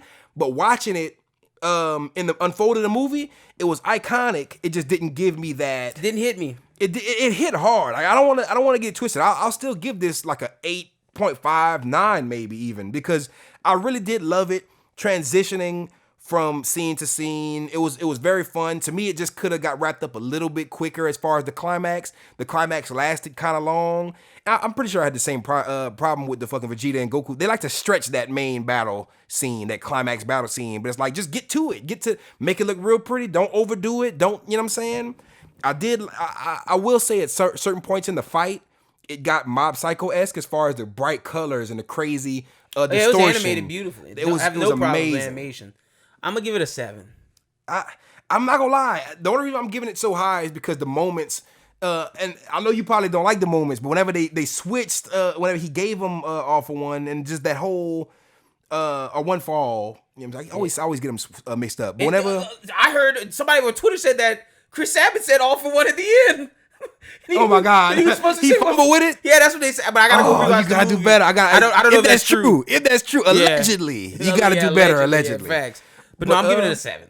I really am anticipating watching this again. I was gonna go see it again that weekend sub, but I just had other shit to do. Yeah, I haven't have time to do anything. I'm gonna watch it again after season 5 and 6. I'm gonna watch it between 5 and 6. I can't wait till that HD rip drops, because I'm gonna be downloading that bitch. I will be buying the hard copy of the Blu-ray and never opening it. So I will stream it. However, I'll stream it online, but I always support the digital, not the digital release, the physical release. And I'm excited for just rewatching it again, because it hit hard, but I definitely want to pick it apart differently watching it again, especially after catching up with the manga, which I'm probably going to be doing before the next few episodes of AnimeTalk. Yes, sir. Well, yeah, man. Let us know if you liked it on Twitter. I've seen a lot of people like it. I'm in the minority of the ones who thought it was all right. Mm-hmm. But let's get to something I thought was amazing. Dorohedoro this week, episode 7 and 8. Like, when we review My Hero, we're gonna probably review them all as like one, because like it's just one big cluster. This shit was like 2 separate episodes. Mm-hmm. So we got the baseball episode, which is episode 7, which is basically a trope in manga where they always do like the baseball episode. Boondocks had a kickball episode. Baseball must be big in Japan. It is. It's huge. I didn't even know how big baseball was. Dragon Ball Super had a baseball episode. This one was better than the Dragon Ball Super. Shampoo had a baseball episode. If I had to pick, oh yeah, no, this was a fire baseball episode. Out of all baseball episodes I've seen in anime, this one is my favorite. It's either this one or the Boondocks kickball episode. Yeah, if you want to count that, because that's always gonna be iconic from my childhood. Facts. Love the Boondocks, but this was great, man. We got to see Ebisu and I always forget this dude's name. Damn, and I had it too. I had his name too. Ebisu's homeboy. Yeah, it's something very basic and simple. Is it like Matsu? No, Matsumura's the dude they're chasing. It's super simple. I think it's just like one syllable. I want to say. I might be tripping. Damn, I don't know. I really don't know this guy's name. Yeah, that shows how important he is. Homeboy. But he was joined the other team pitching. He's like, I can't fight Kaimon right now because I got to save Matsumura. And then meanwhile, In, Shin, and Noi are trying to figure out Ebisu's power. They figure out that Ebisu's power can turn people into lizards. We then find out that, when Kaimon put Ebisu in her head, that the person inside was like, you're the one who made me like this. Ebisu starts to remember this, and then like they basically transform Noi from a dinosaur lizard person back to a human, and then like Ebisu ends up killing Matsumura, Homeboy's friend. So, and the episode, basically this whole episode is us figuring out that Ebisu's the person who changed Kaimon into Kaimon. Seeing more lizard versions of people in this show is trippy. Yeah, I do love. It was hulkish. Love seeing it. I love the Ebisu lizard form. I love Noi from Noi. She's the one who Noi's lizard form. One of them looked like another Kaimon. The other one looked like a fucking Velociraptor. Love that. Love the baseball. This shit was hitting, bro. This whole episode. It was a solid episode, man. I'm like low key. This is like a 4 for me. I'm not gonna lie, bro.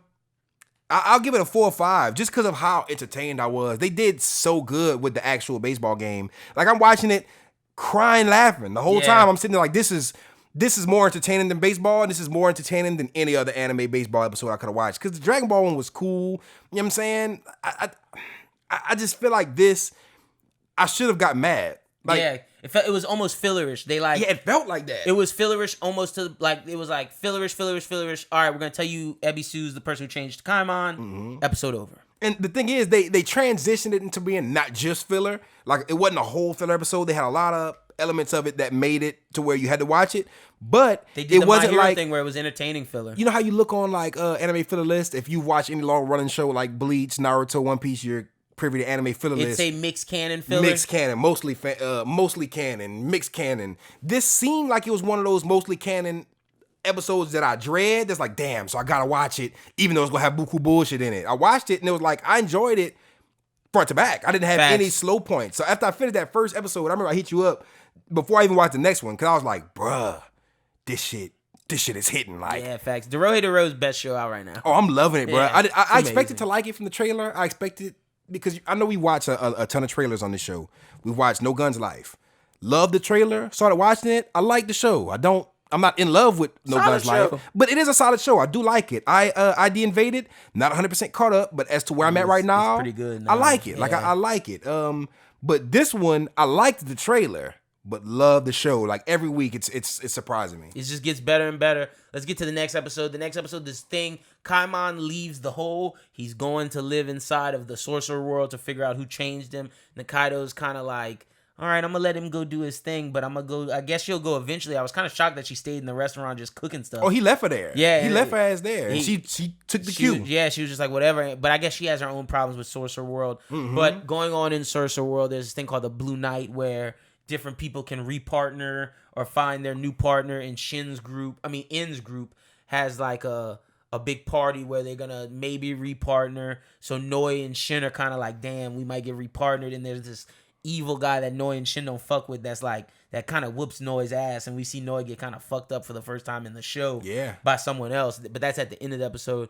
Kaimon goes and joins this like family restaurant who makes meat pies to get a job, and meanwhile he's trying to break into In's stuff, figuring out for the Blue Knight. Anything else that I'm trying to think? I thought that shit was so funny. The whole how Kaimon went to that social world or whatever, instantly gets caught like, hey man, what you doing here? Why you got that lizard head? Magic, this sorcerer world, right? They were like, you right, for sure. Yeah, we'll let it go. Where you live?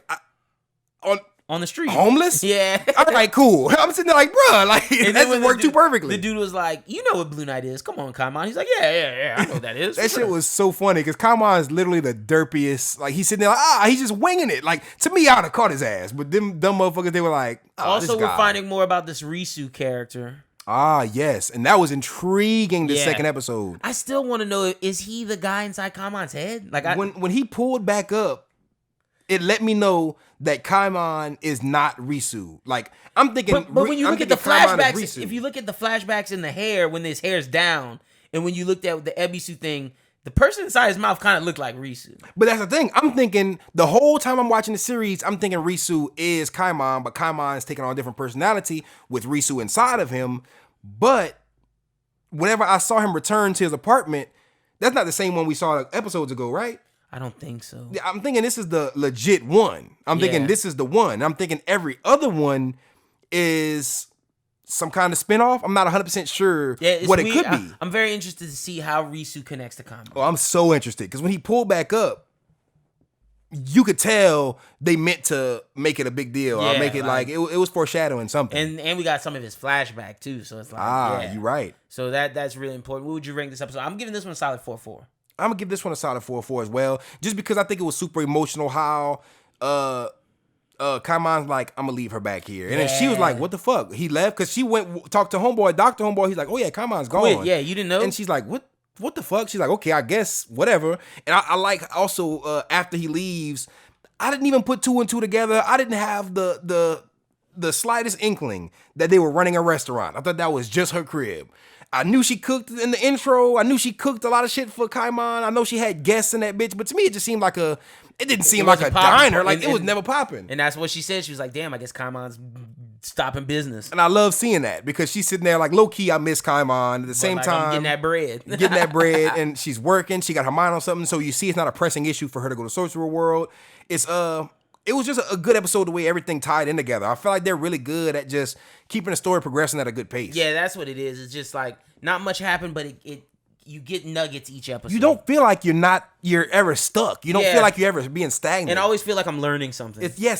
Even whenever it's slow, you're getting slow answers. You're getting slow questions revealed. You know what I'm saying? Yeah. Or like you're getting more mystery solved little by little. Now with this My Hero stuff, we're gonna have to review these episodes like both at one time because they're not worth talking about two. They're cool, but they're not overhaul arc.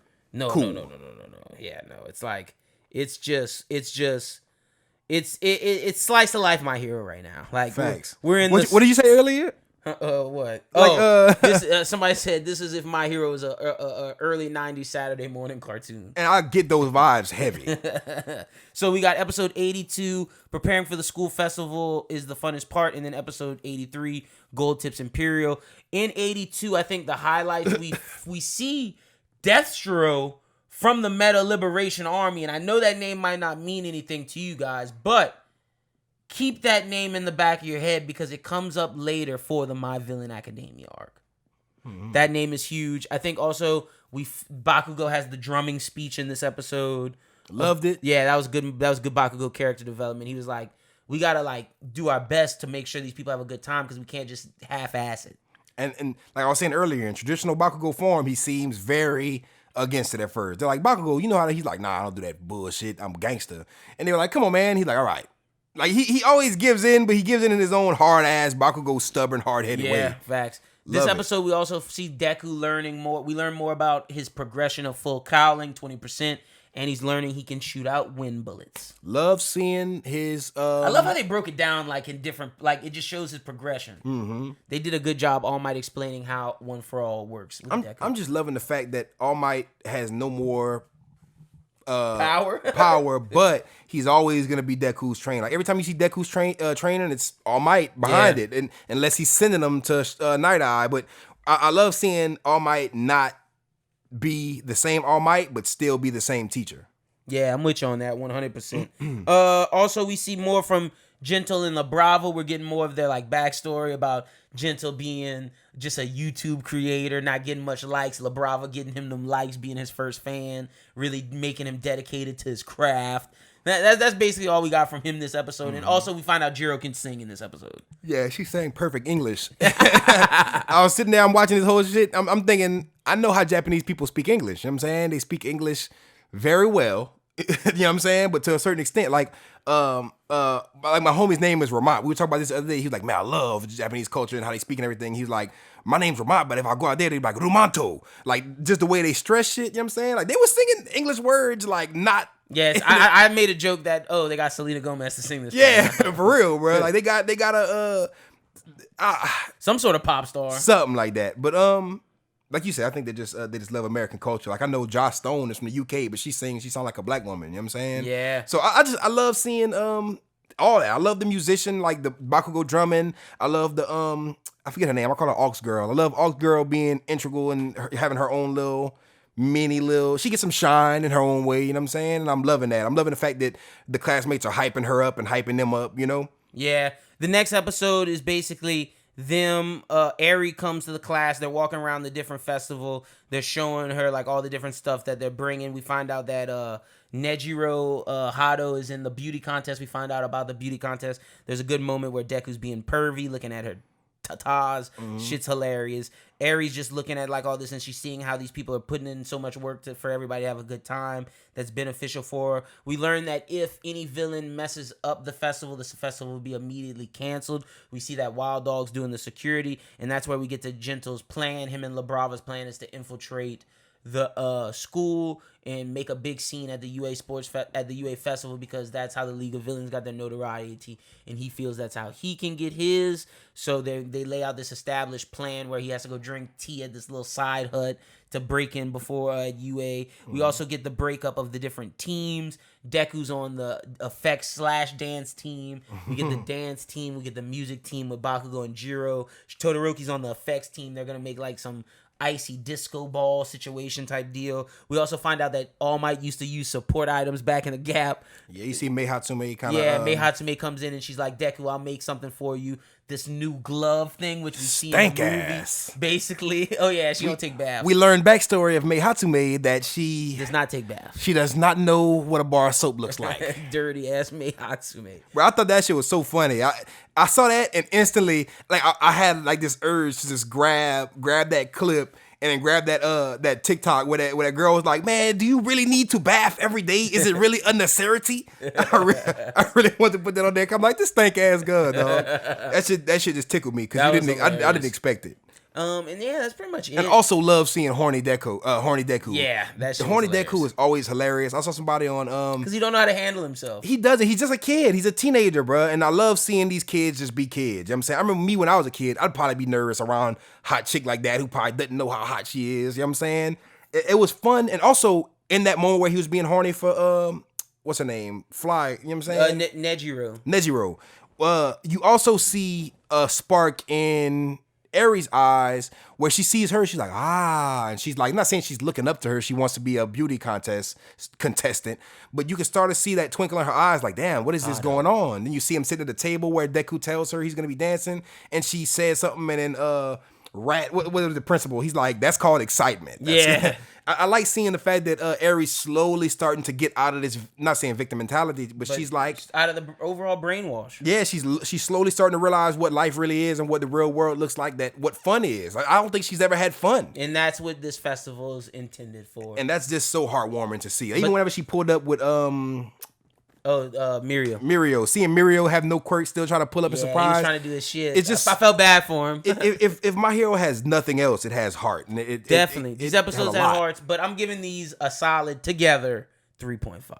I give them a good 3.5 just because they wasn't too much. It wasn't bad. It was just all right. Next episode, we're getting Gentle versus Deku starting off. Yeah, let's get it, man. Because Deku has to protect Gentle from coming in and messing up this festival so Eri can have a good time. I'm hype as hell for the next few episodes just because the faster we get to this League of Villains arc, the better, in my opinion. But my thing is, it's like, yo, after this Gentle fight's over, is the arc over? Like, I kind of want to get into the Hawks Endeavor shit real quick.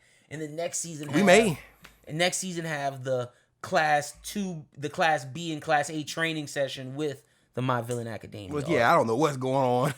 I'm just ready to just, not saying I want this arc to hurry up and end. But those are the next 3 arcs. It's literally the Hawks Endeavor arc, the Class 1B and 1A training arc, and then the My Villain Academia. I'm just ready to get into it because I love Gentle, but it doesn't seem like the kind of arc that needs to be drawn out, like the overhaul arc. He's a clout chaser. He's definitely Logan Paul, PewDiePie. He is the ninja of this universe. You know what I'm saying? He's the hottest YouTuber.